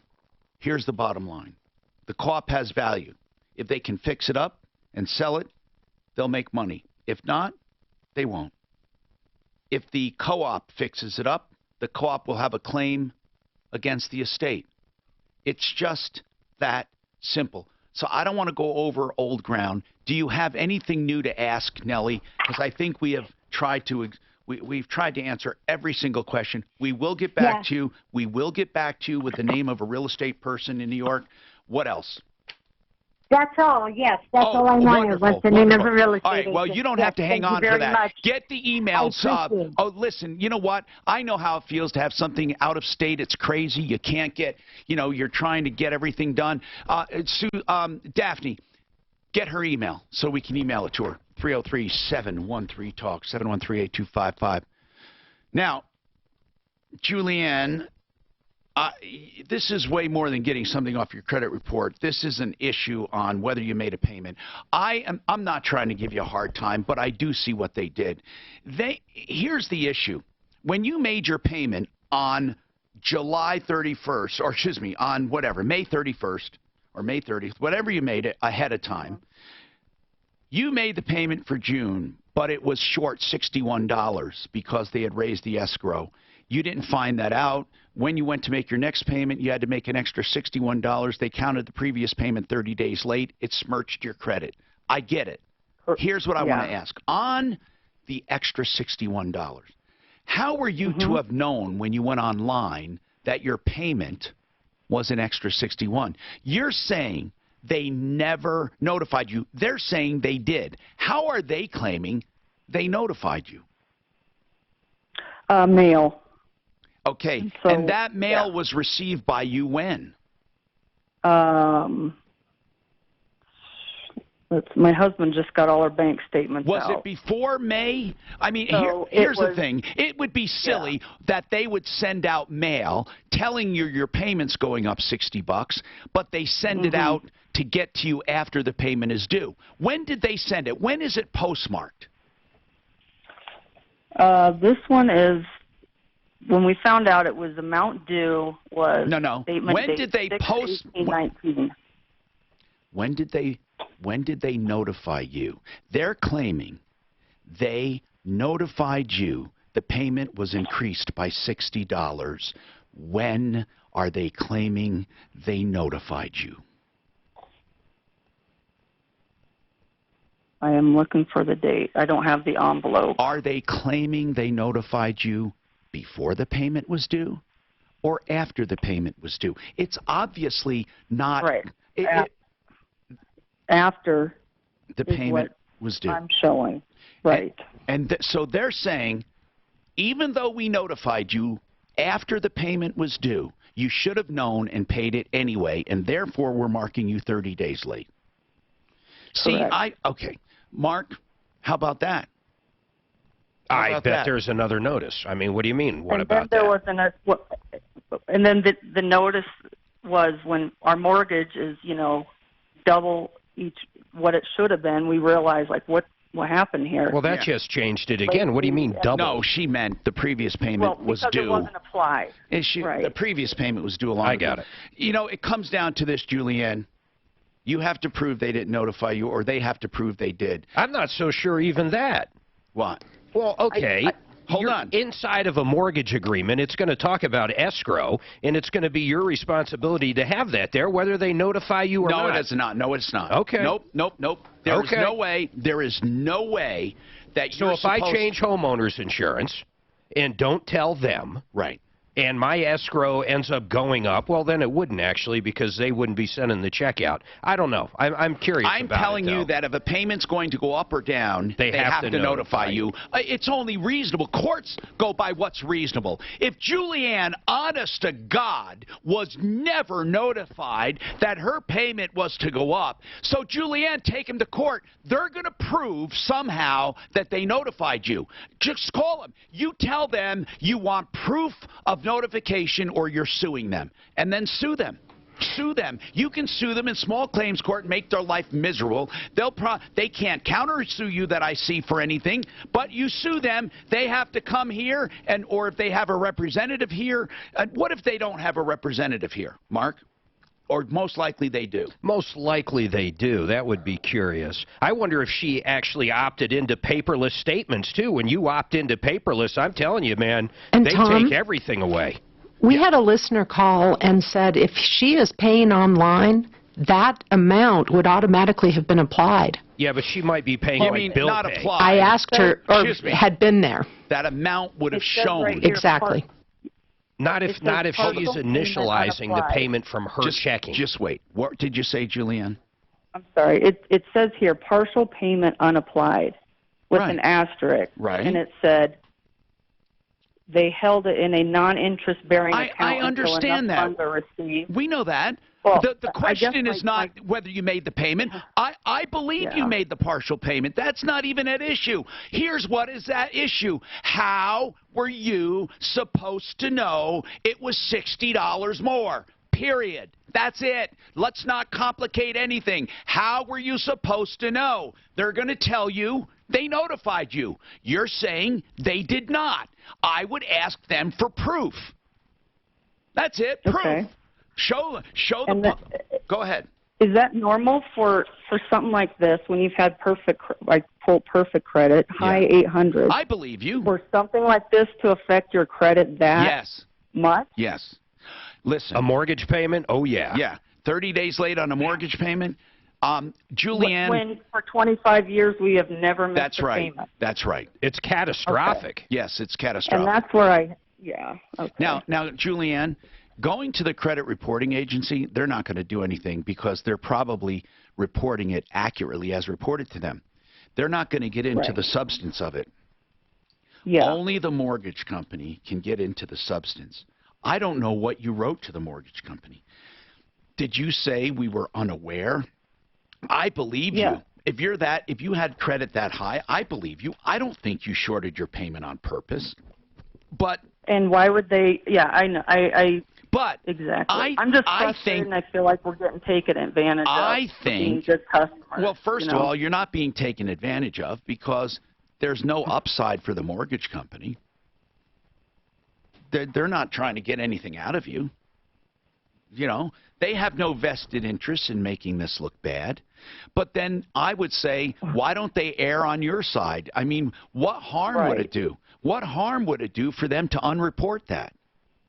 Agreed. I mean, even if you did make a mistake, but somehow, somewhere, you were notified of the payment change. And I don't know how. I don't know how. Right. Did they tell you how they notified you? Was it only by mail or was it by email? Was it by... Well, she read you something by mail, and it showed the unapplied amount, so that would mean she was getting mail. Yeah, so, Right. Julianne... Well, we printed it out. Right. Julianne, you have no notices at all by mail except after the fact. Correct. Do you get actual statements from your mortgage company by snail mail? Occasionally. I don't even know what that means, occasionally. Why occasionally? That doesn't even make sense to me. Yeah, when people go paperless, though, and I just want to bring this up again, then it is your responsibility to check online. Right. Well, it's not just your responsibility there, but usually they email you. We have more coming right up. Could be a case of just not opening up all the envelopes. I think she fucked up. Yeah. I know. Because if they, You know what, though? I sued Wells Fargo in one. They had something on my credit report, and I sued them in one. Yeah, and but they you were removed right. it. But you were right, Mark? Yeah. Yeah, that's true. I was right. generally, if they're going to change the escrow account, they're going to notify you by mail. Anytime property tax or insurance goes up. It just sounds to me like they're not opening all the envelopes. I didn't care at first when she was saying they didn't apply the payment. If they cashed the check, they received the payment. But then the $61 is what changed everything in that call. Heads up. Right now it's 74 degrees. With your traffic and weather, I'm Cynthia Vero, 630 KNOW. Indeed, used by over 3 million businesses for hiring, where business owners and HR professionals can post job openings with screener questions. Then It's long, short, not big and little. candidates from an online dashboard. Learn more at Indeed.com/hire. Fix It 24/7. The people that I know and trust, you can too. Fix It 24/7. Right now, I told you about their free second opinions for any major problems, but they'll also do this. A $29 find a problem, no matter how long it takes. $29 to be in your home with a licensed professional, insured, to find whatever you need with plumbing, heating, cooling, electric, or drains. That's Fix It 24/7. And if you decide to have the work done, they will give you a complete report. You can have it done and they'll apply the $29. Fix It 24/7. It's fixmyhome.com. Give them a call, 720-526-3939. That's 720-526-3939. You can be assured they're honest, forthright. They will look for the best value for you and always do something extra to earn your business and to keep it. Fixmyhome.com, 720-526-3939. Now is the time to stop paying all that unnecessary interest. Take aim. Affordable interest mortgage. 720-895. You would think that Isn't that confusing as shit?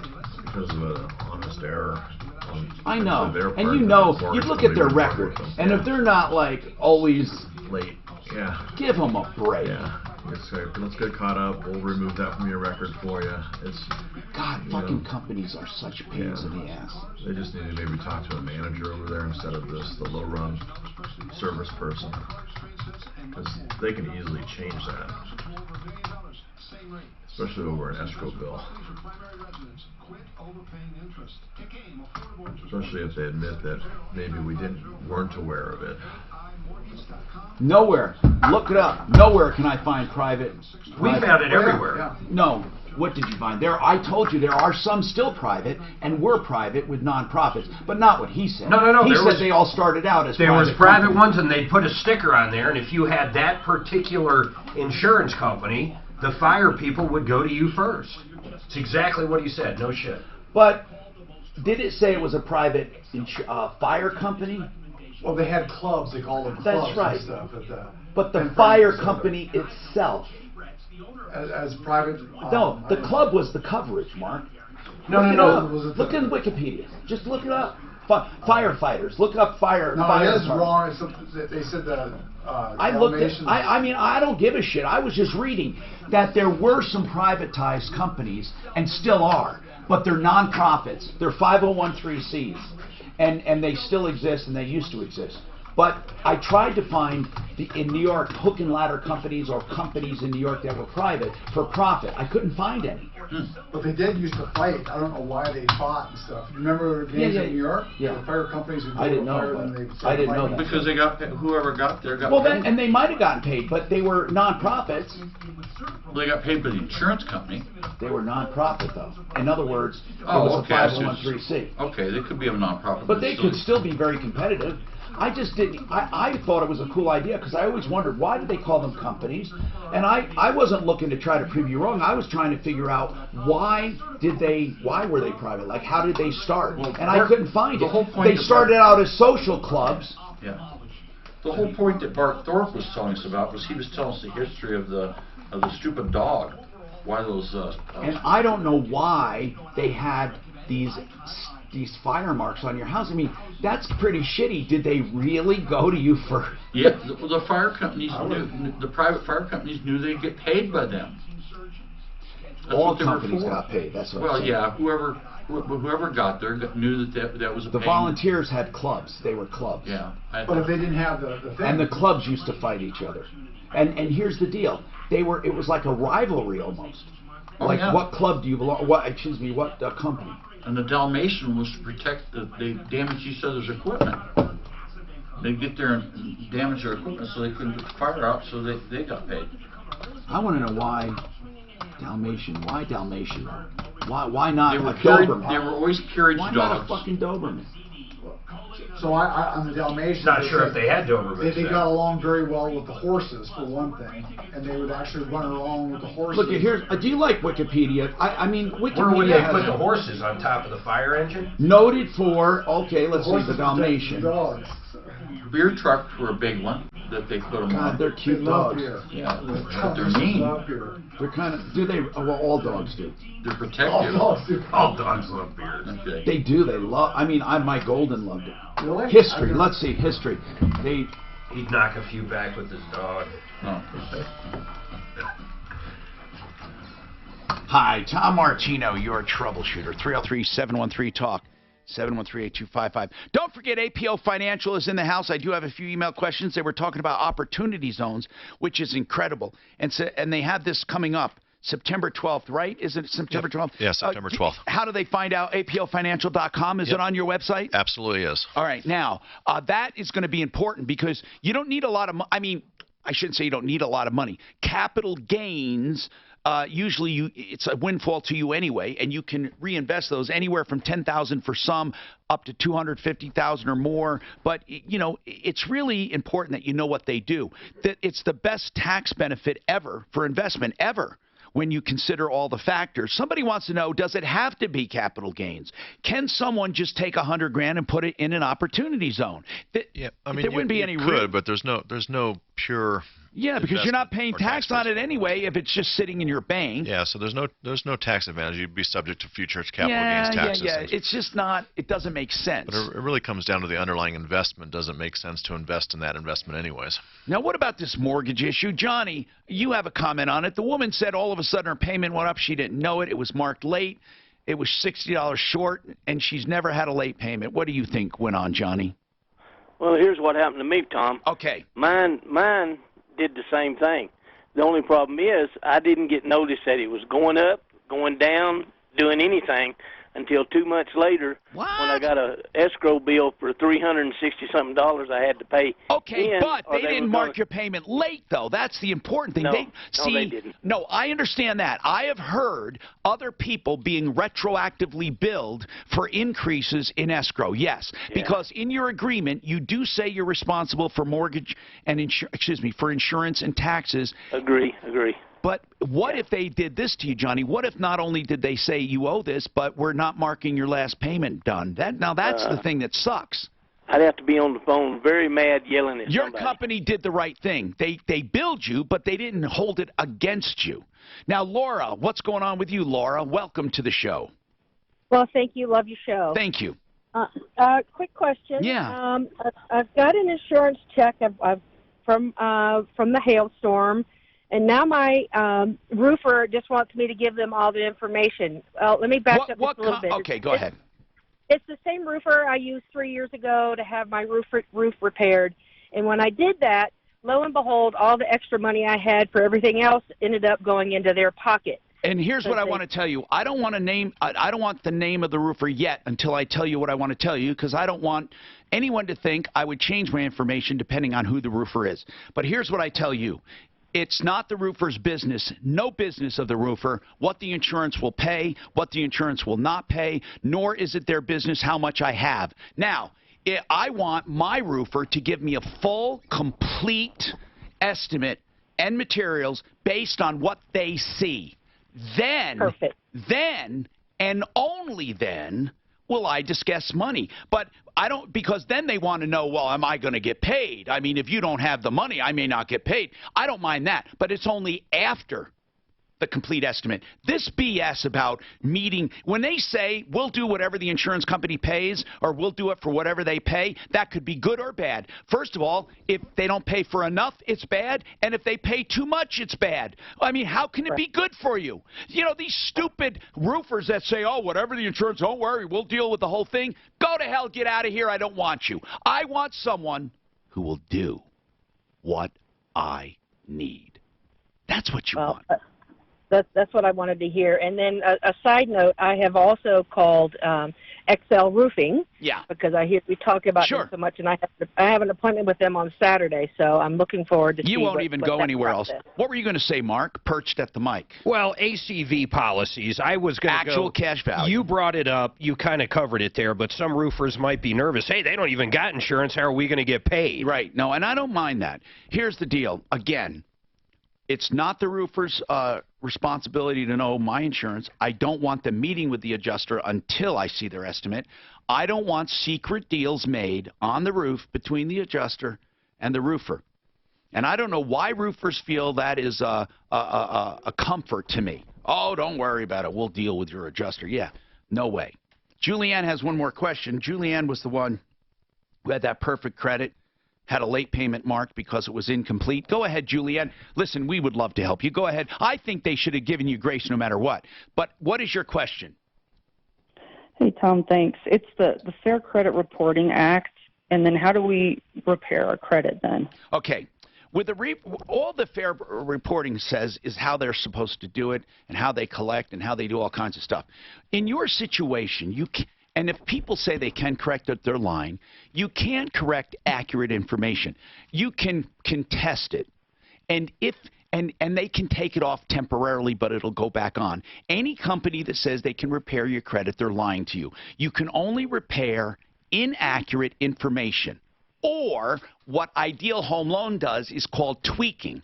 What they can do is they can go into your credit report and see what is causing an artificially low score. For example, let's say your last residence was recorded wrong, or they showed that you moved too much, or that one payment, one credit card balance is a little high and they like to see it more evenly spread out. They may tell you to pay one balance down or do something.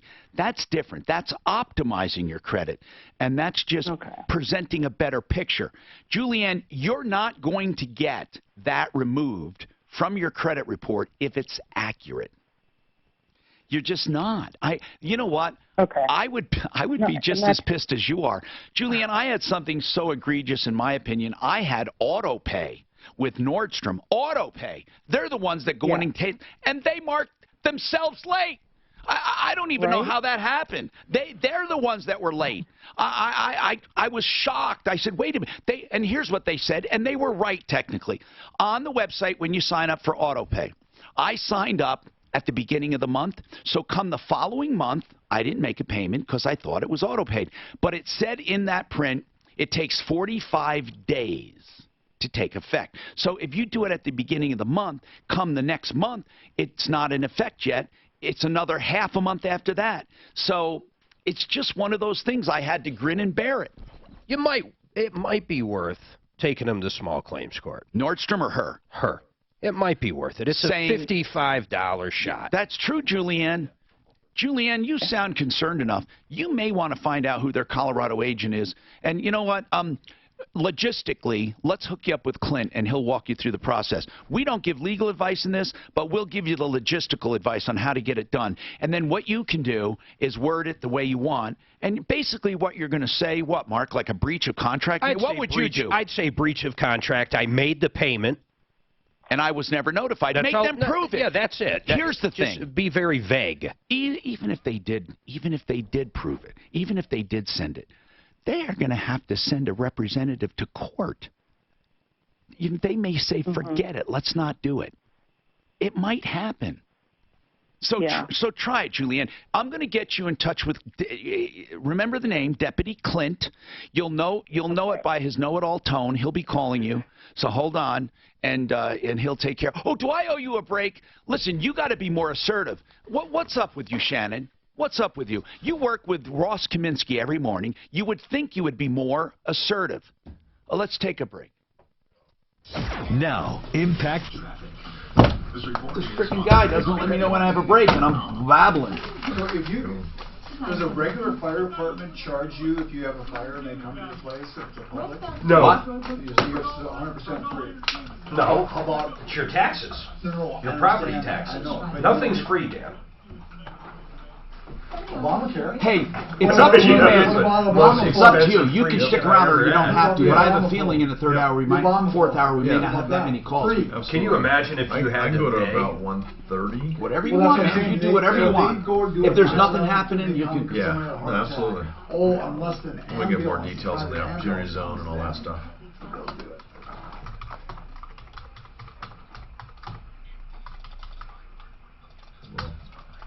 We'll mail you guys copies of the book as well. I can tell you this though. One time, I hit a fire hydrant in my car. Let's talk about Colorado Tinnitus and Hearing Center. As the name implies, they deal with tinnitus and hearing. You may call it tinnitus, who cares? Here's the bottom line. Dr. Patty and Dr. Lisa are truly dedicated to helping you with tinnitus. Tinnitus is a terrible thing. That ringing or pounding or humming in the ear, I have it. And they help me with my Widex hearing aid, a digital hearing aid that masks the sound. And after you mask it a while, your brain starts forgetting it. And even if you leave the hearing aids off, you're not plagued by it so much. They have other treatments called the Synchro, which are more permanent. And then, of course, they have hearing loss treatment. The bottom line is this: they let you try any treatment before committing to it. That's what I love. And they're at Clarkson and Hamden in a new facility, well, relatively new right now, and it's in the urgent care building. Colorado Tinnitus and Hearing Center is on the second floor. Give them a call. Look at the website, helpforringing.com. They have my ringing endorsement, 303-534-0163, 534-0163. They charged my insurance company, paid out over $2,000 for it. Seriously. How'd you get it? I don't remember, man. No. I don't remember how, actually. I know you don't remember. How you hit what? I hit a fire hydrant. When we first moved out here, like 94. He doesn't remember. I somehow hit a fire fucking... He was driving down the road, all of a sudden it jumped out. I must have swerved and missed something. I don't remember, but I hit it. But I was shocked that my insurance company paid out like a couple grand. I'll never forget my biggest mistake when I moved out here. It was the winter, sunny, bright, warm. I leave home with nothing but a little jacket. Oh, It was a fucking raging blizzard. And I couldn't even make it home. Yeah. I that makes it so tough. I remember skiing in Crested Butte. That's crazy shit. And people were saying, you got to put on suntan lotion. And I'm thinking, I was probably 10 or something. Yeah. There was no way I was putting suntan lotion on. It was snowing out. I burnt so bad. But no, we got hit $2,000 there. Do you do escrow? They do. Listen, they charge for cleanup. Did you know that? Fire departments, if they go out to a car accident and they end up, yeah. You know how they're sweeping the shit up and cleaning it? Yep, they charge for that. What do they charge? Your insurance company. Your insurance company? Yeah. Well, I just buy them a new broom. The dogs, Dalmatians, were trained, they loved horses, and they were trained to go out in front of the horses and clear out. Did you say they ran in front of the horses? But why were the horses even there with the fire trucks? To pull them. No. They were wagging. I thought I'd have them. Why would they put horses on the fire trucks? Good point. That's just and why are the dogs there? That's just extra weight. And there's no purpose. Then when they get the fire, they gotta feed the damn horse. They were to guard the wagons and stuff too. That's weird. They don't seem like guard dogs. They seem so friendly. Mark said they were. They're mean dogs. Are they They're mean? protective. Yeah, they're pretty mean. They're just super protective animals, like Dobermans. But Dobies have gotten to be big babies. They've been domesticated.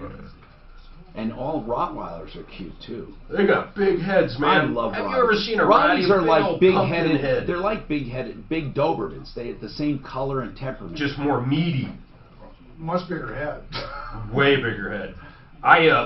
My friend's uncle had one. It would jump up and grab a knot, and it would hang off this tree from this knot, and it was the funnest thing. Knot? Yeah, Adobe? it was like a Rottweiler. A branch? No, a rope, a thick rope, and then on he a tied rope. a knot at the end of it. And they swung on it. And it would jump up, and that was fun for that dog.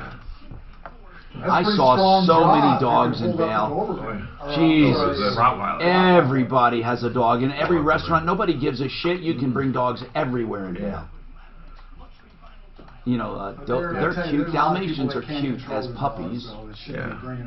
You know the reason There's a lot of people that should know movie. animals. Remember 101 Dalmatians when I was a kid? I loved that movie. Oh yeah. Those dogs are weird though. Gotta have one. What kind of dogs eat spaghetti? Stupid dogs. Oh, the two. You know how bad. No, that was Lady and the Tramp. Brutos. That was Lady and the Tramp with the spaghetti where they ate it. Oh, which one was 101? Just where they have the Dalmatians. What was it about? Cruella de Vil. She was trying to get the puppies for some reason. I don't know why. Oh, she wanted a coat. She wanted a spotted coat. She wanted a spotted and she was going after the puppies. Leave it to Walt to come up with Hi, this. Tom Martino, your troubleshooter, 303-713-TALK.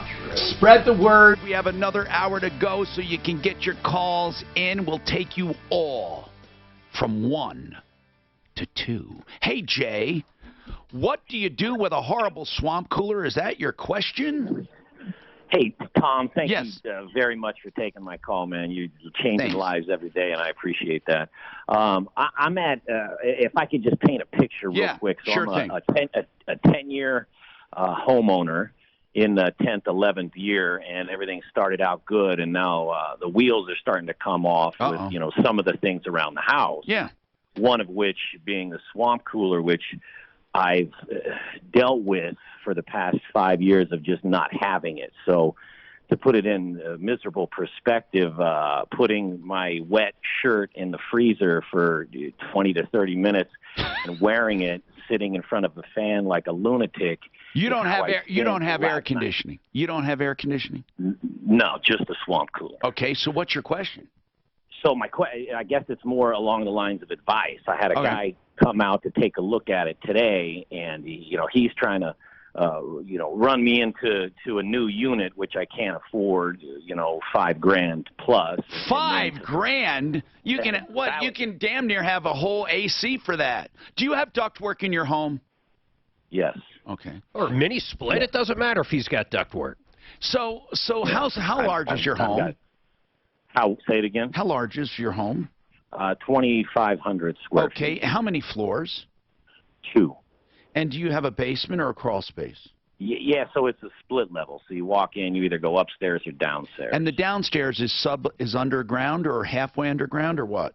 Yeah, halfway underground. And do you have a crawl space as well? There's a crawl space underneath the stairs. Underneath part of it. Where's the furnace? Yeah. The furnace is in the laundry room downstairs. Do you have a whole house fan? I don't know what that means. Okay. Now, in your particular home, it would be suited for first you meet, and if you really care about staying cool, the main thing is make sure the attic is not trapped with air. Now, the attic needs to be ventilated. That doesn't mean anything except you have enough vents. Once you know you have enough roof vents, then you do a whole house fan, which goes in the ceiling of your top floor, and that whole house fan will push the hot air out of your attic through those vents. It'll push it out and bring in cooler air from the bottom of your home, and you use it a few times a day. That in and of itself has been proven to be better than swamp cooling, that alone, which doesn't come near $4,000 or $5,000. That's one thing. Call Plumline. But there are others. You hold on. We have some other ideas, and Mark was talking about mini splits, so hang on. Another hour to go on the Troubleshooter Show. No, QC's off is why I said Plumline. They sell the QC fan. Yeah. Oh. Okay. Good. They're off. I'm gonna take them off here. Yeah, take them off altogether. So, Tom, there they must have been only a run during 3 months a year. communication with Don. Don is downstairs. He said you told him to come into the show today at 1. Yes. Okay, so have him come up? All right. Yeah. I'll have Suze bring him up. Yeah, I may have said that. I just Don. Okay, so I'll get Marco on. Yeah. The guy that lost his car. I used to call Tom the Teflon Tom. So Don? We can't call Trump the Teflon Trump. Don, I mean, everything sticks to him. Even when he hasn't done Even if he hasn't done anything, he gets blamed for it. Although I will say the man does tell a fib or two. Just a couple. Okay, now this is a good question here. Is he exaggerating or lying? Now look at Biden. It depends on what one you're talking about. about. Look at Biden. Now he told that story that didn't even have, it's like 3 or 4 stories combined into one. Is that lying or is he just stupid? Well, you gotta at least give him a third option. You hear his options? Well, that's is he lying or is he stupid? Well, what is for Biden? Old and confused? That's stupid. He was smelling someone's hair that made him think of the hair? Then that's stupid. A little extra cologne or... Then that's stupid. Don't you think? That's what I'm saying is, okay, they said, what's his name? Bush lied, people died. Was that a lie? What did he lie about? About Iraq. Well, I think he really thought that stuff. I agree. That's not a lie. I know, but people say he lied. He lied. It's bad intel. Right, exactly. That's what I would say, but people say he lied. Well, of course, people on the other side of the aisle. People say AOC lies, and she's never told one lie. Nor has she ever fabricated, nor been wrong. She was just stupid. Or stupid. She was stupid. Her tax plan makes perfect economic sense. What she said, what were the 3 branches of government she said? The Santa, the Maria, and the Pinta Maria. The Mayflower. The Nina, the Pinta, the Santa Maria.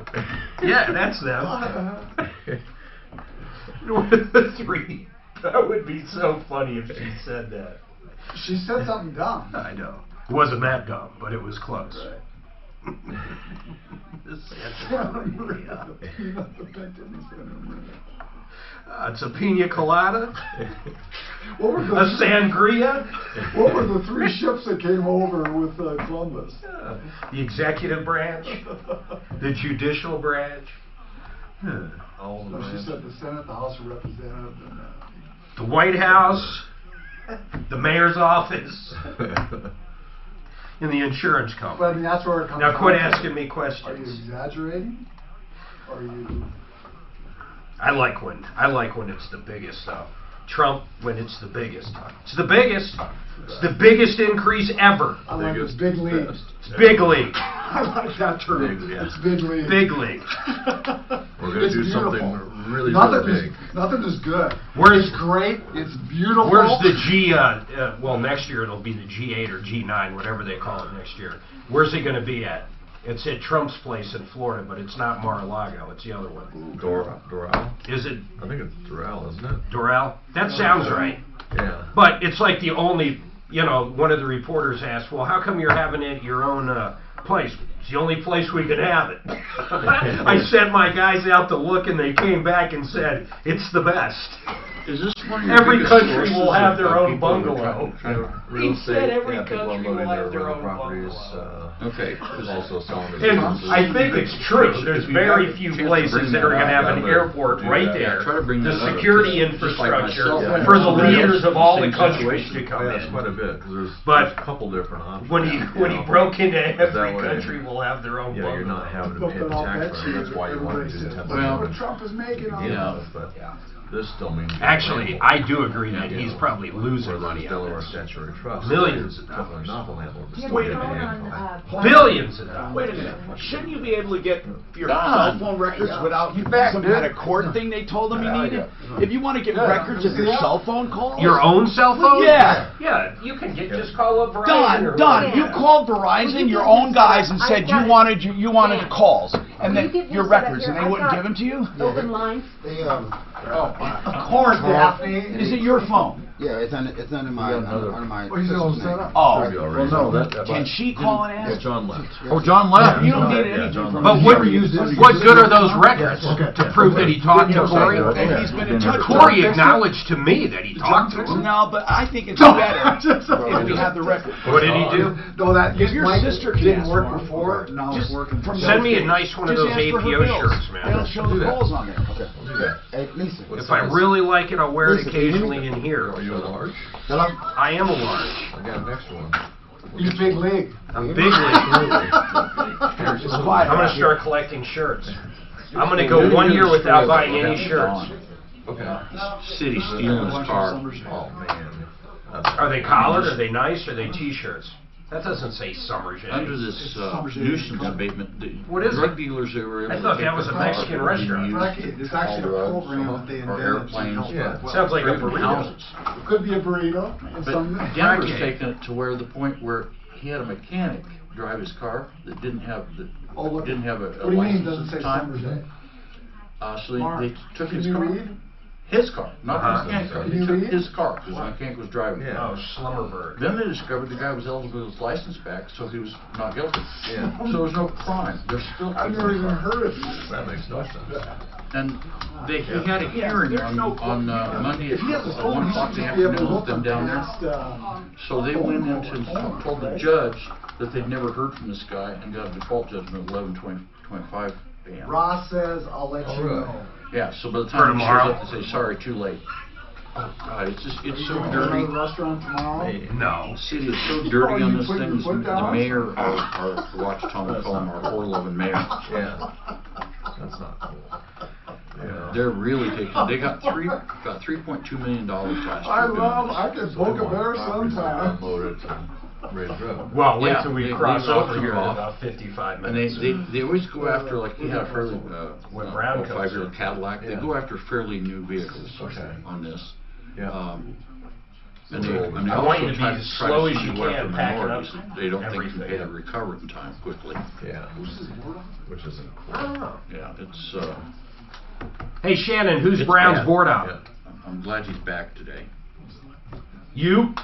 Don's been in here a couple times on this. Tom's on a tear on this thing, you'll see. Wow. That's crazy. He doesn't know. Brian, that's easy. So you can't scroll through your phone and find the old numbers, huh? No. Yeah, I can do that. Yeah, we can take screenshots. We'll do that later. Don, how old are you? 53. Holy shit, you look young. He's 53. Black don't crack. I know, I heard that. Holy crap! He looks great. 30. And you God you're almighty, spry like me. You walk good. No, you ain't spry like him. Tom, I heard his age and I couldn't believe it. I heard 52, but No, you act young too. yeah. You know. So you. No reason to get old, right?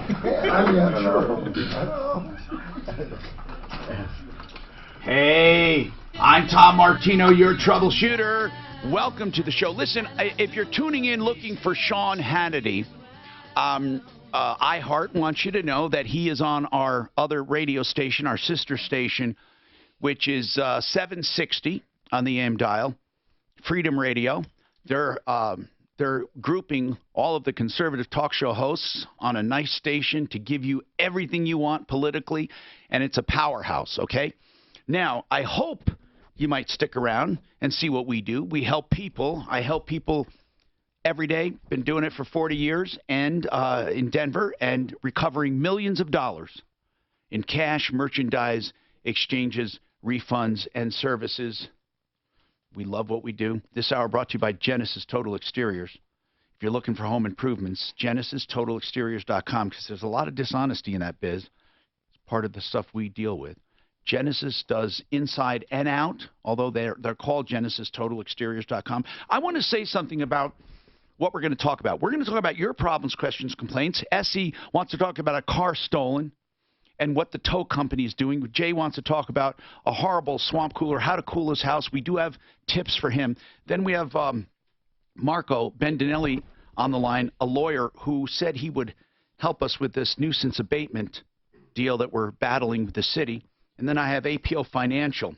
Did we get that judgment set aside? Now, we're talking about that right now. Now, let me explain to people, if you're just tuning in, you can look us up on YouTube and Facebook. We're live on YouTube and Facebook, and I also have posts regarding the Denver City nuisance abatement law. Now, the nuisance abatement law on the surface is supposed to be, of course, to protect people against criminals. If they use airplanes to smuggle drugs, cars, they use meth houses, whatever, they confiscate property. It's called nuisance abatement. Many cities have this. None of them execute it quite as unfairly as Denver. And I'm going to give you the true, honest-to-God, exaggerated cases. They're not all like this, but most of them do not involve criminals. Most of them involve people who were caught up in it as innocent victims. Now, I will say this before I go on. If you call the city and say, I just heard about this on the radio, they will tell you it's not true. So I am telling you it is true, and they're lying to you, and I can prove it in a court of law. They're lying. They're absolutely lying. Their records will show that they're lying. And Corey Nelson, who's one of the city attorneys, will lie to you. Corey with a K, and I call it KKK Corey, because this law affects mostly minorities, mostly poor people, and it's terrible. It's terrible. Bottom line is this. If your car, let's say cars now, they're motor vehicles, because they've auctioned off enough to make $2.4 million in 2016. They have monthly auctions, and they're making millions. But they stopped tallying what they make on purpose, so they did not have to have that information available under the Freedom of Information Act or Open Records Law. They did it on purpose. They used to tally, now they don't. This is how crooked the administration is under our present mayor. And I wish I knew about this or not known about it, but I wish I took up this fight while he was running for re-election. But he is a terrible man, and lies. He was on the air lying, just like his PR people. They just lie about it. And here's the nuisance abatement law in practice, in actual practice. This one guy I know pulled his truck into a liquor store and went inside to buy liquor on payday. His friend was in the passenger seat and solicited a policewoman undercover. And he was arrested for soliciting a prostitute, and the charges were later dropped because of some technicalities, but the truck was impounded. Now, mind you, he was a passenger first. Second, he didn't own the truck. Third, the owner was not even there. He was inside the liquor store, but they took his truck and kept it. Even after the charges were dropped, they kept the truck. Now, we had another guy who loaned his truck, or his car, to his uncle, who was a scofflaw. His uncle was stopped. They impounded the car, and he lost it. We had another roofing company who had a roofer that was driving a truck, and he had a checkered past, and they took that truck. Now, we've had cases, and if they tell you this won't happen, this can happen, and it does happen, where, listen to this, people openly get ripped off. This one case was ridiculous, where a guy was arrested on suspicion of burglary. Okay, arrest him, take his car. But they found the real burglar. Now, we're not even talking about he may have done it.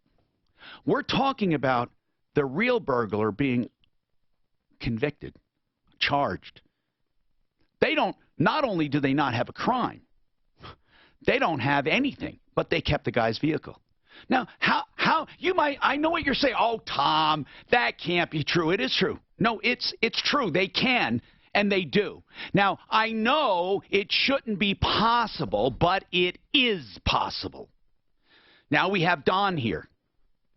Don, can you briefly, you took your car to a mechanic. Yes. And he had an expired light, or what? What was his problem anyway? He was never prosecuted, but what was his problem? They said that he was a habitual traffic offender. Okay. And they stopped your car, they said, and because they saw no front license plate. Right, that's what they said. They said they all right, that's fine. Okay. Yeah, they for the stop the car. So this guy is taken into custody. What did they do with your car? They impounded my car. Then what? And then I asked them, I went down there to try to get my car back, and it was on hold. So they gave me a number to call a detective. Yeah. I called the detective. She gave me a number to call the DA, Corey Nelson. Corey Nelson. And you were in touch with this guy. Yes. And you were saying to him, what? I asked me what's the procedure for me to come to get my car. Yeah. And he told me he couldn't talk to me until he sent me some papers in the mail. Right. So what did he do? So I waited 10 days for the papers, and that didn't ever come. So I called back down there. Yeah. And he resent them because he's supposed to send them to the wrong address. Okay. So did you finally get them? I finally got them, and then I called him. And when I called him, I told him I had the papers. Can we make an appointment for me to get my car back? He said yes. I asked him. He said, when can you do it? I said, today. He said, no, I don't have time today. This is on a... It was during the week. During the week. Yeah, and so he said he'd make an appointment with you. Right. So he made an appointment with me for the following Monday. At 1, right? At 1 o'clock. Okay. So that Monday came. I was on my way down there. I called and let him know that I arrived. And at that time he told me that I have abandoned my car. The court put in some kind of judgment. It was too late, he said. Yeah, he said. Wait, now, hold on. He went in the previous Friday. He knew he had an appointment with you. Right. But what was the appointment for is what I want to know. And in his response, in his default judgment, he says that under the law, you were supposed to file a response, and you didn't, nor did he hear from you in any other form, basically is what it says. I could read it word for word, but it says he has made no other response to this. So he is saying, and as default judgments go, he heard from you, but he said he hadn't heard from you either in a response or in any other way. Marco Bendinelli is an attorney at law. Marco, you read that default judgment, and you heard Don here. What did you think about it? I think it's ridiculous, Tom. What are you supposed to... The spirit of a default judgment is for people who ignore it. Isn't that right? Well, it is. And I think he represented in the pleading with the court that he had no communication with Don. Right. Right. He's lying. So yeah, he's lying. Yeah. You know, I mean that's sanctionable. You know, that is. I mean, I can't use. I don't know what. I don't want to say it's grievable. You know, it infers licensing issues. An attorney may not do anything but communicate with the court with complete candor. You cannot make a misrepresentation to the court, and I was shocked. Now we are in the process now of getting all his records together to show. And another thing though, people say this can't be happening. Even Mark, my colleague here, do you know he didn't get involved at first because, Mark, did you think I was exaggerating? What were you thinking? There must be more to this, right? Yeah, exactly. I mean, bottom line. Now, hold on, Marco. This guy just called in, Chris. What's going on with you, Chris? So 2 years ago, I had a renter in Denver, a property I owns. He got in some trouble, drug-related charges. I guess he had a little marijuana grow operation in the house. And you were renting it?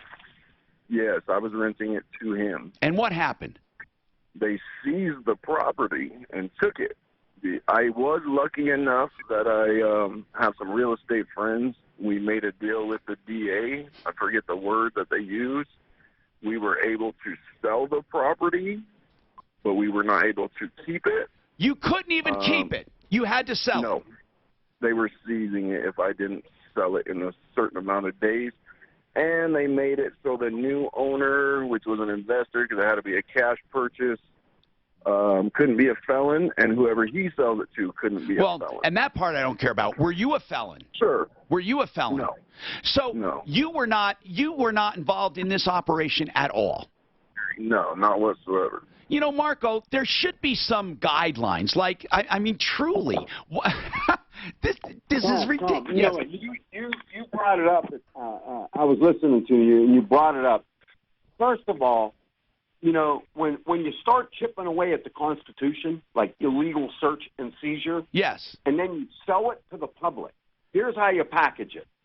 We're going to use it against the drug drug dealers, the drug cartels. Right. We're going to get the $200,000 fast boats that are bringing in the heroin. We're gonna seize their ill-gotten gains, like their Lamborghinis and their Ferraris. Yeah. But you know what? It is a constitutional violation, but it's packaged and sold to the people. You know, this is a good thing. Yeah, and you know, when she said it's a good thing, we had a city attorney. You know what? And you Go said ahead. you didn't care about whether he could sell his house to a felon. You know what? That's an unconstitutional restriction on title. Right. Now, listen, I just want to say something. You know, I asked the city attorney, she said, well, it's a separate case. It's a civil case, Tom, and as you know, civil doesn't need as much evidence. But here's what they do. It starts with a criminal case. But here's my thing. When the criminal case goes away completely by a not guilty or dismissal or mistaken identity, how can it possibly survive? That's what I don't understand. Listen, somebody brought this up to the mayor. Listen to this one. He was on the Mandy Connell show, and I summarized what he said, and somebody called in, and then we'll take a quick break. Listen to this. Do you have my sound on there? Sorry. I'll do that again since we have somebody filling in for Ugly Ed, and he's just amateur. He's only been here, 25 years. Hold on. Wow. That's not happening. Wow. As a former member of City Council, I can tell you this is an important tool to help abate some serious threats to the peace and welfare of a community. In one instance, somebody took their car to a garage to be worked on, and the mechanic had some charge against him. And so the person that took their car to them, their car was confiscated or truck or whatever, and they've never gotten it back. Wow. And they had nothing to do with it. Wow. That's not happening. Wow. Wow. That's not happening. Wow. Wow. That's not happening. He's back. Michael Brown is back on 630 KHOW, beginning Tuesday afternoon. Yeah, they are. Yeah, they're coming out of the woodwork, aren't they? Hey, where's that logo, man? It really looks like this pants are on fire here. Did he put that background music in? Yeah, unless he wants to add anything. Tell him. I'll leave it to him. He can add whatever he wants. Who put the background music to that? Me. Oh, good job. That's good. That's perfect. That's perfect. That's perfect. It is jive talk. Yeah. Have you heard it? Are they putting your car up for auction as of yet? Or you don't Well, first of all, he has a certain number of days for us to set it aside. Okay. Now, they don't tell him that, but that's just the law. Default judgments, you have, I believe it's 180 days. That's what we're working on. He filed an appearance order saying he's going to represent him. Now we have to get the phone records, which we can do. Do you know how to take screenshots? Mm-hmm. You do? Yeah. Like what do you mean? Press two buttons at once to take a screenshot of your phone. Okay. In other words, on an iPhone, let's see. On an iPhone, you press this button and hold on. At least I can look it up. Yeah, they're hey, you know how to take a screenshot on an iPhone, Dav? She's on the phone. She does. We'll do it. Then we can go to your calls and get those there. Yeah, we'll go to. They only go back so. Go like, back to July something. No, it's fine. Let's just go back to like my phone. Let's go back. I'll show you. Is this an iPhone? Mm-hmm. Okay. Yeah, I'll show you. We'll go here. This is recent, and then we go not missed, but all calls. So we go back. Your dates are here. Let's see. Unless they were. Or no, not the home button. His only goes back to Saturday. I don't know. Where does it go? Oh, his doesn't go back that far. On mine, it goes into screenshots. If I go into file, yeah, they delete the if I go into files, okay, yours are pictures, then we have to go. cameras, Then we can't do it. Okay, screenshots. that's fine. Unless you can try it. No, it doesn't go back any further. Okay. I tried. It doesn't go back. Would you get another Floyd and stuff? Would you It's all right. We'll Never find get it. an iPhone. No problem, we're fine. Never. They got files, Like, they actually call and talk to the guy? Yeah. We should probably get that. We are. Yeah. From Verizon, we are. Verizon. But since this isn't his, this is not his phone, it's his sister, he has a line on his sister. Okay. So she needs to ask for them, and she will. Files. Yeah. And then I can go to recent files. Yeah, and I don't care so much. Images, Well, the conversations videos, will be great, audio. but I want to see how. I don't think they record your conversation. Yeah, So if we just show that you called that number, that's really all. You can't do any of that? Yeah, and you can actually see how. I wonder why they don't let you do that. Yeah. Well, They probably figure people that use them aren't smart enough to spell the name of Let the you hear him file. say what he told me on the Or a phone. phone. No, that would be really shitty. You know what I'm saying? But they should be able to do that. Our conversation was on the phone. They should be able to. It should be recorded. Yeah. Conversation. Yeah. Yeah, he threatened me and everything. I mean, trying to believe, but he belittled me, but I was like, I don't care about this. But I don't know why he lied to me like that, though. What do you mean? Cause I told him, when I called him Wednesday, Well, he okey-doked you. I mean. Yeah, I called him Wednesday. He's delaying you, man. He's saying, fuck. Who cares? There's 50 of you going on at the same time. You know? You thought it sounded like he was your buddy? Yeah, he sounded like he was my buddy. I was just do this and can call. Wasn't your buddy? Man. Are you going to vote for him? Man. Oh, man. Oh, you live in Aurora. I stay in Aurora. Yeah. Ain't he running for some kind of seat? In Douglas. Douglas County School Board. When is that election? Did you say somebody looked it up? November 5th. I gave you that thing. November 5th.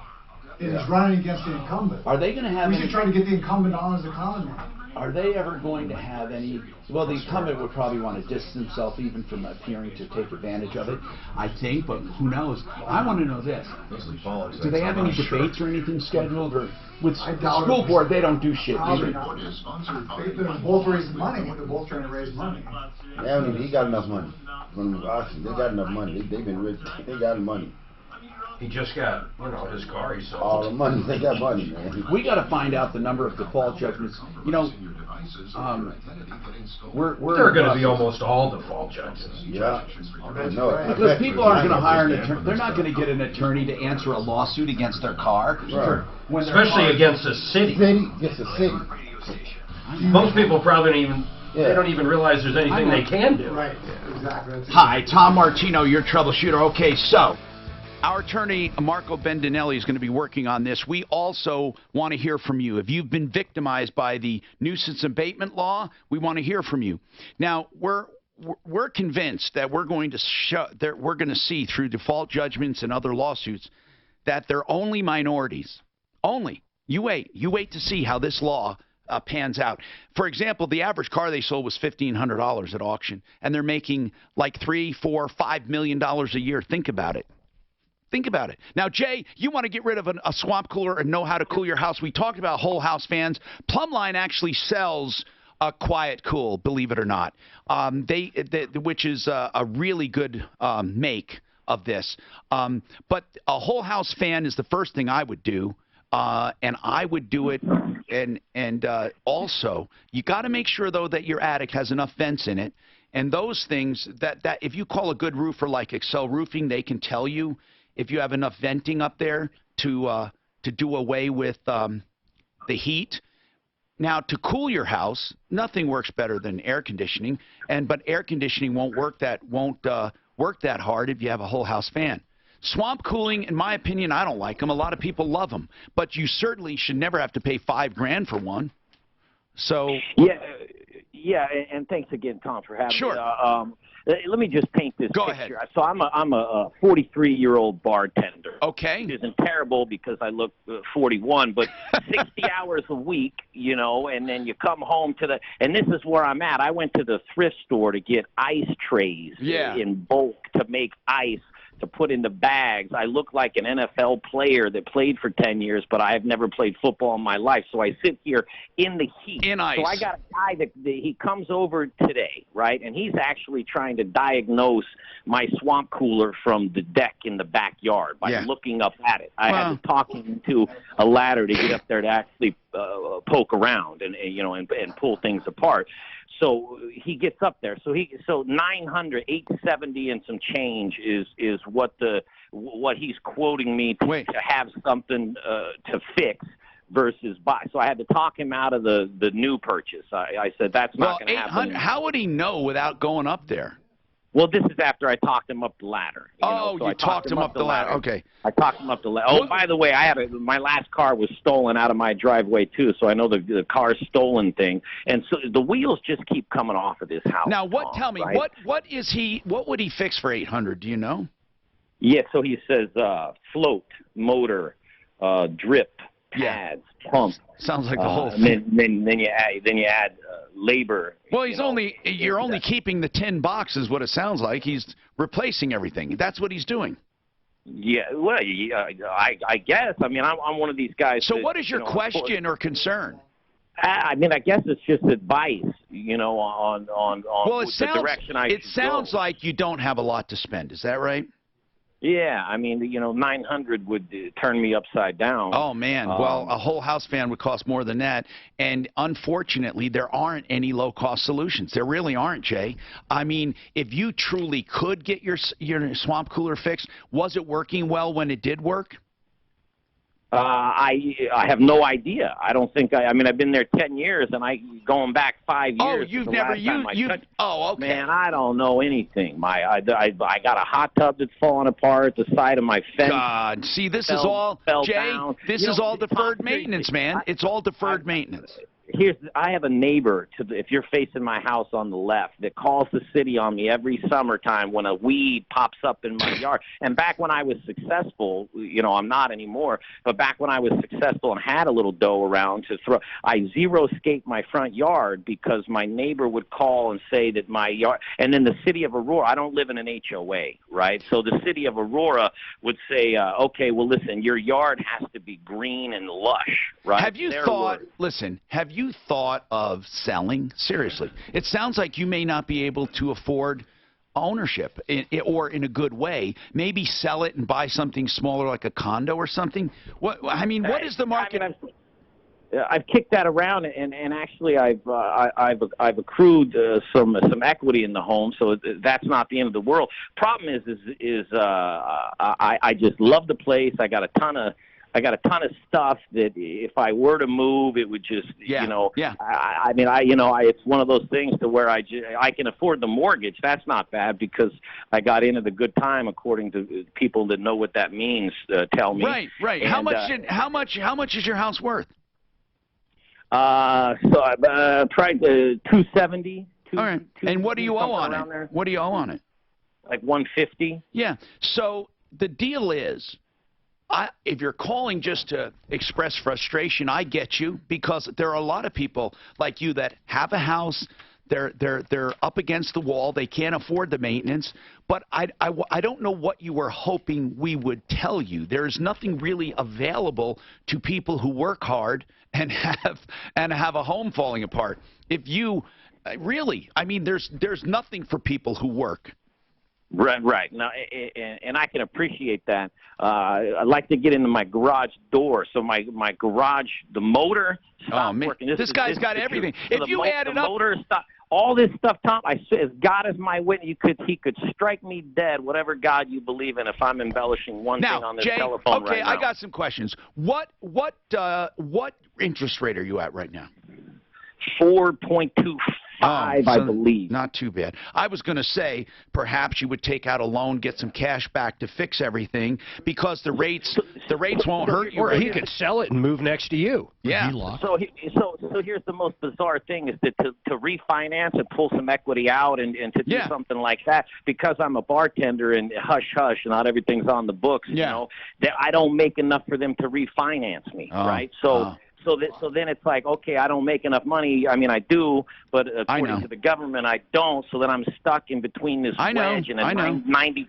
I wish 92 degrees living room. I wish I had an answer for you, man. Honest to goodness, I don't know what to tell you. But I do know that your house will be worth less and less as the deferred maintenance grows to a point where you might do some serious harm. You know, you say the wheels are coming off. Is your home, how old is your home? 1976, somewhere around in there. What do you think? What are your thoughts on moving somebody in? You know, so I mean, it's a 4-bedroom, 2-bath. Okay, you could have roommates, but here's the problem, Jay. If you did that, it's fine, but it will do no good if you don't. You still have to attack the problems you have. You have problems wrong with your home that you have to fix. If you added up everything in your home to fix, not to make it elaborate, but to fix everything and bring it up to snuff, what would it be? How much? Oh, geez. 20? You know, shoes.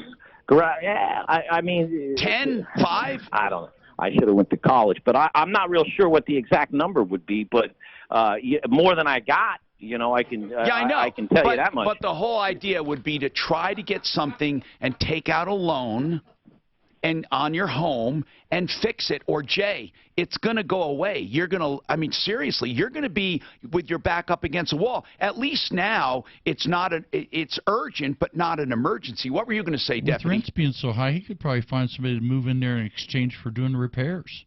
You could do that too. That's one option. I'll call up that guy that came out this morning and say, you want to move into my basement? I'll cut you a deal. You know, fixing. If you found somebody dependable, that is not a half bad idea. But you don't get from one problem to another now, Jay, either. When you start renting out, right?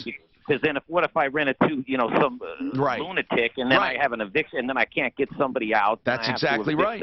That's exactly right. But you know what, Jay? Let's put out the word. Seriously, if there was somebody handy who could fix things, and maybe you can help pay for parts, and they can in exchange for living there. I mean, that's not a half bad idea. But you don't. That's terrible. I don't want anybody in my home. Well, I know that's weird, you know. And let me ask you a serious question. Well, while you're at it, why don't you just wish for $1 million in the bank and world peace? I mean, scratch tickets. Well, listen, $1 million, maybe world peace is impossible. We all know that. But if let me ask you this question. Yes. If what would be an empty basement? What's your best thoughts on how to monetize that without having to put a human body in it? Is it finished? Yes. Now wait a minute. Monetize it without putting a human body in it. I have no frickin' idea. Grow marijuana. Or a meth house. I don't know. I mean, I'm joking here. I don't know what to do, Jay, without a roommate. There's no way to monetize a house. Jay, I'm serious when I say this. I'm not kidding around, really. You need to sell your house, and you need to sell it with real estate at its top right now. People will buy that as a fix and flip. You'll make good money on it. You really will. And then you buy a condo or something. Jay, I don't know what else to tell you. There is no magic solution or magic potion here. All right, opportunity. What is it? We'll talk about opportunity zones. These are incredible areas and funds with the best tax advantages ever.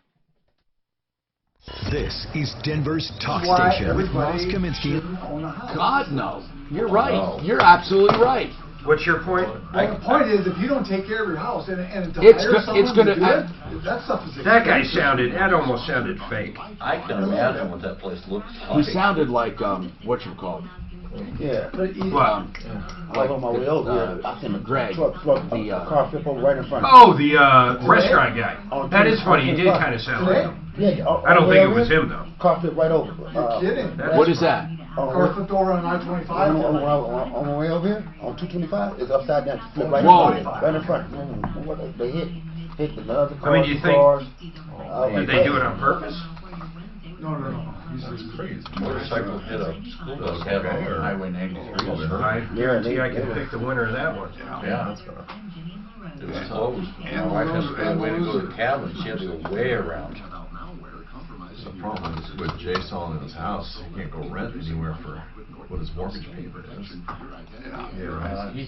can't help it. He doesn't. Nobody's going to move in. Like I said, if you don't do your own repairs, it gets damn expensive. It does. And there are people that are quality people. Yeah, but who if move you into just that stay house. on top of it, even Yeah. if you hire Right. people, it's not that big of a deal. But I mean, just like say, you guys Shannon replace a and I were toilet. both like, $800. that is Jay No, Parker. you can go buy a Hollenbeck? toilet. Oh, Greg you mean if- Hollenbeck? yeah. That was Jay. That's No, used we to. thought so Wax too. It ring was baby. him. I asked him. It was No, Greg Hollenbeck. Shannon? If you forget to No, put it the was wax Jay ring Parker. back. You know, It's real it's expensive. Greg Hollenbeck No, and Jay. everything can be Their kind of show. easy. Wait a Water minute. heater.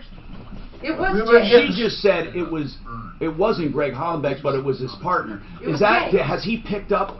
It sounded more like Greg Hollenbeck. That's what I said. I go, it sounded like Hollenbeck was calling for you. Then it was He Hollenbeck. said, no, it's Jay Parker. Who? I don't know Jay Parker. No, What- Jay's the two guys that do the Modern Eater.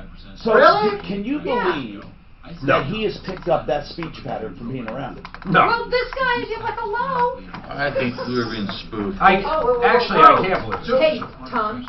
He Marco got, when he got No, off I think the that phone, was he great. said, I just have one thing to say before I leave. Un-American bastard. But I couldn't fit it in. Oh. But that's what he wants to start calling us. Man, we're Un-American gonna have. bastards. So was that Jay Parker? Is he a bartender that works with Greg? No, he does what like you do. He does all the AV stuff, Oh, really? everything.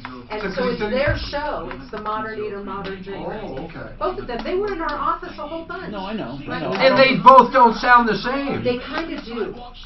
Shannon knew right away it was him. Is he a bartender? Really? In real life?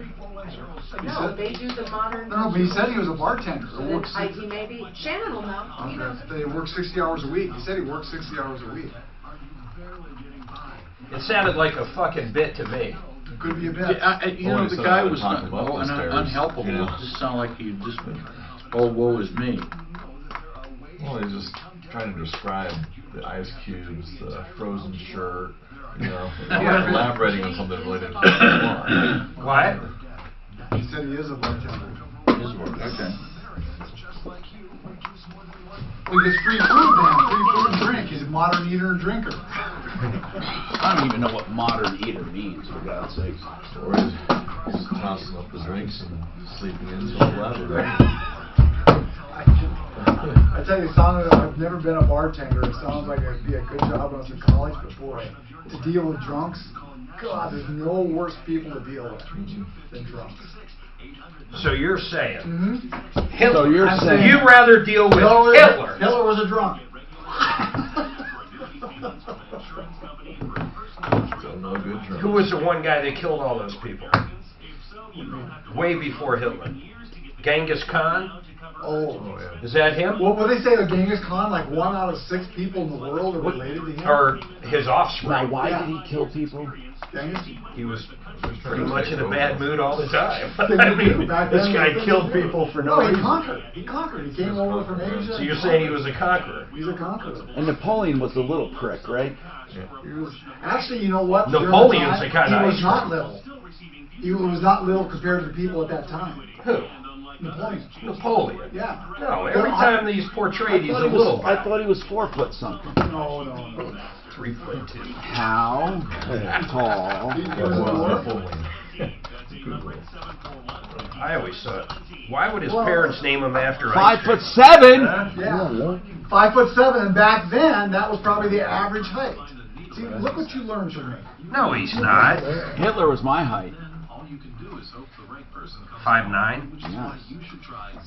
Here, how tall was Napoleon? Ripley's Believe It or Not. 5'7". I wonder why Ripley would know. Abraham Lincoln. Well, he was a tall bastard. 6'4". Well, according to Dan, back then people were different heights. Caesar was my height. He is kind of goofy looking, though, is he?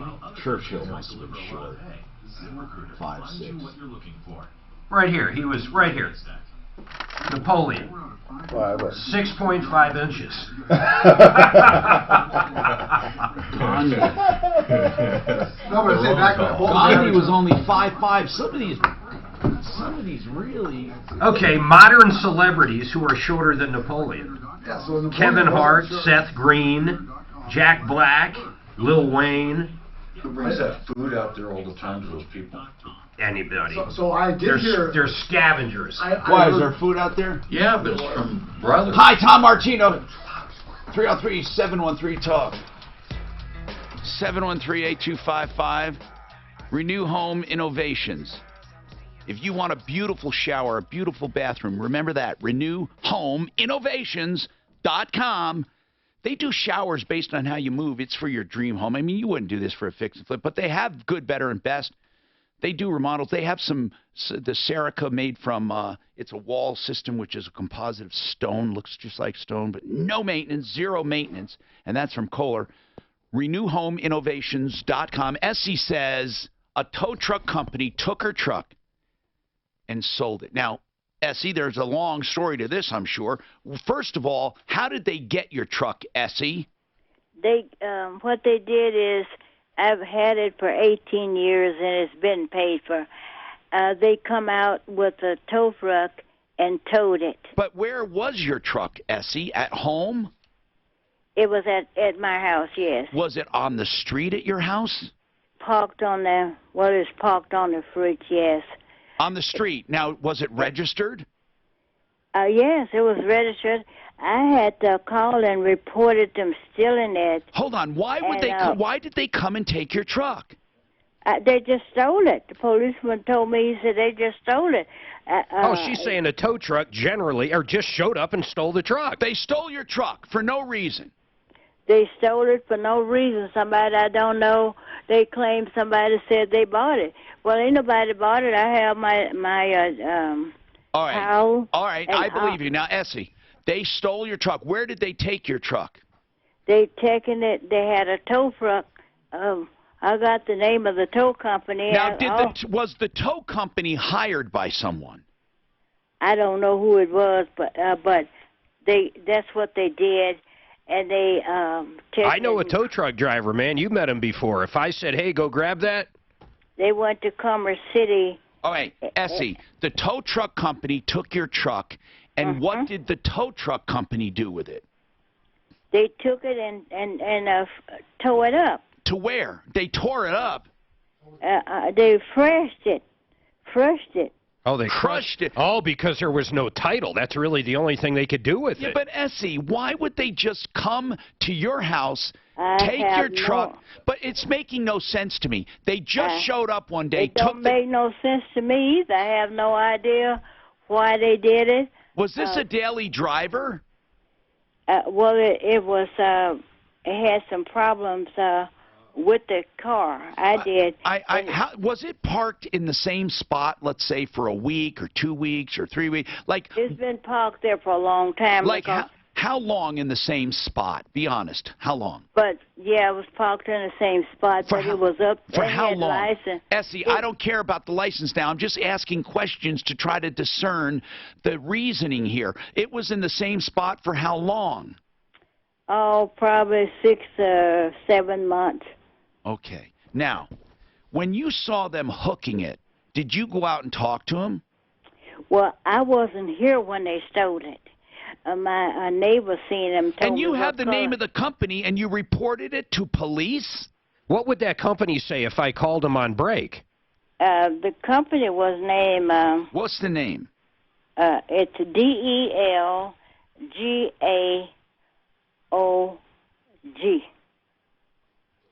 DELGAOG. Del something. And they're in Commerce City. It's DELGAOG? It's DELGADO. Oh, Delgado. Delgado's Towing. When you call them up, though, they acknowledge they took it and crushed it, correct? Yeah, I got a picture of it. Okay, why did you ask them why? Well, I called them. They got the number. I don't care about that. Did you ask what I'm why? telling you is I called them, and I told them that it was stolen and to bring my truck home. Yes. And she told me that they didn't tow it, and then when I called back about 5 minutes later, she had an answer, put an answer recording on there saying so that she so didn't they take denied taking it. She what? Did they deny it, Essie? Well, no, what she said was that they didn't tow it. Okay. And then okay, that's called denying. But now, then Essie, they said they did? How did you get their name to begin with? Well, my neighbor that lives right in front of me got it off the side of their front. Okay, gotcha. So And you then have an eyewitness. The police also have it. And are the police investigating? Well, yes, that's what I was told. When did this happen?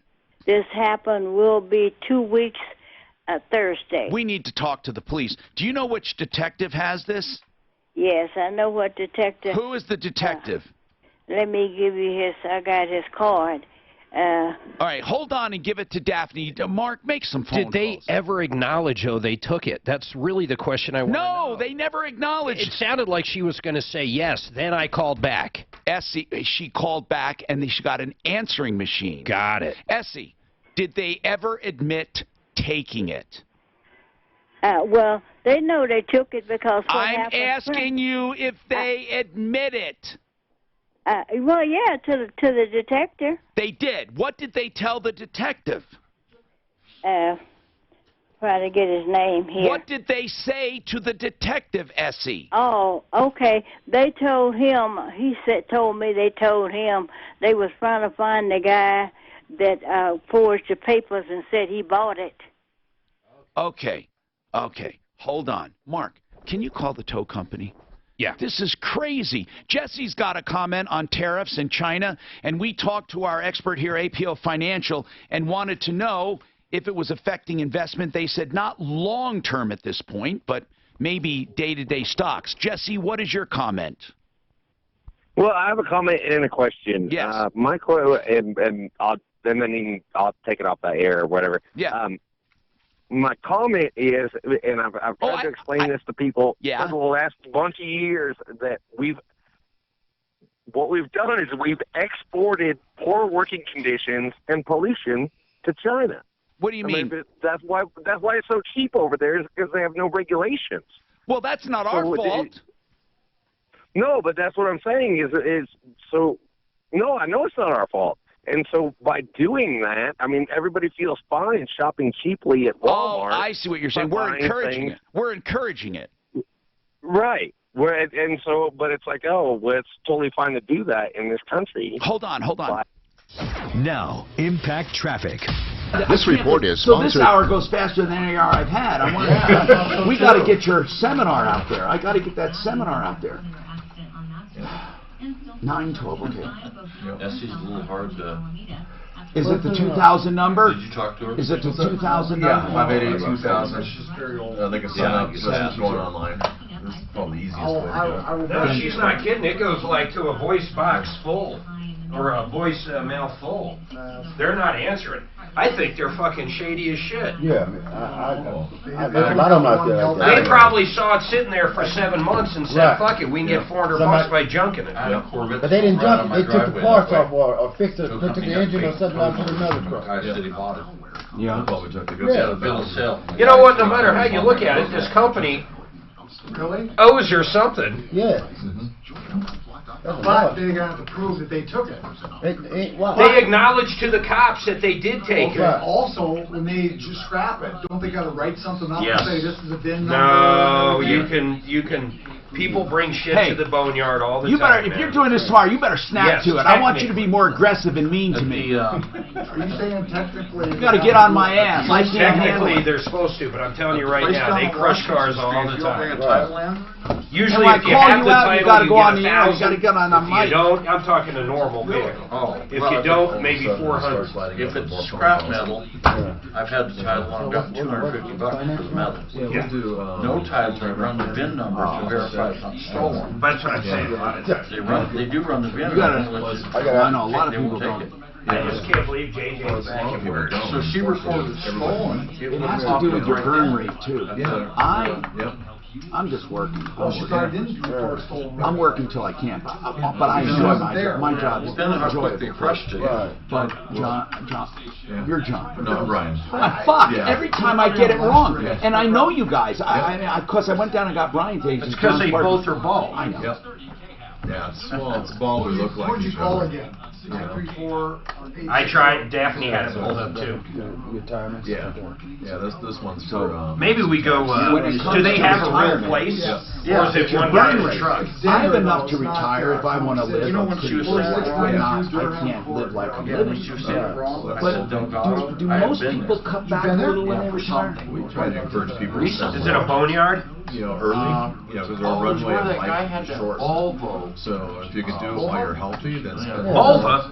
early. That's my point about it. Yeah. Retirement. You get all this money. No, but if it was one to ask how much do you need to retire, it would be different for different people. But then, Everybody's different. Exactly, because of the living, the way they live. And then, you know, Like, I gotta get rid of shit. I mean, Where is he? and I don't have a lot of stuff. I got my hobby, certain things. I just gotta live differently. Yes. I Yeah, like, see, it's one man in a actually, truck. See if the the good truck's part about in me is the I don't have a lot of shit I need to do. No, but I love they got just hanging yards out. somewhere. Right. Why do you think they have Yeah, yards? you do, right? To me, just I know hanging out 2 or with 3 guys friends that and just have and to Being a happy. little That's travel. right. I go to the mountains and have fun. I don't need elaborate shit. All I got the basics. I've been using this address for More than anything, I like relaxing and I like working out. That doesn't take anything to work. They're not answering. It doesn't even sound like a normal business. someplace to take. Not even a. Everybody's different. They and probably kind of what storage lifestyle. Well, it's got a you want. recording saying the lines are, It's as simple as that. voicemail's not set up or Well, they whatever. don't even need a storage Should I yard. call They it just live, take it, Mark? go Yeah, right to right the to the phone crusher. line. Let me try one more time.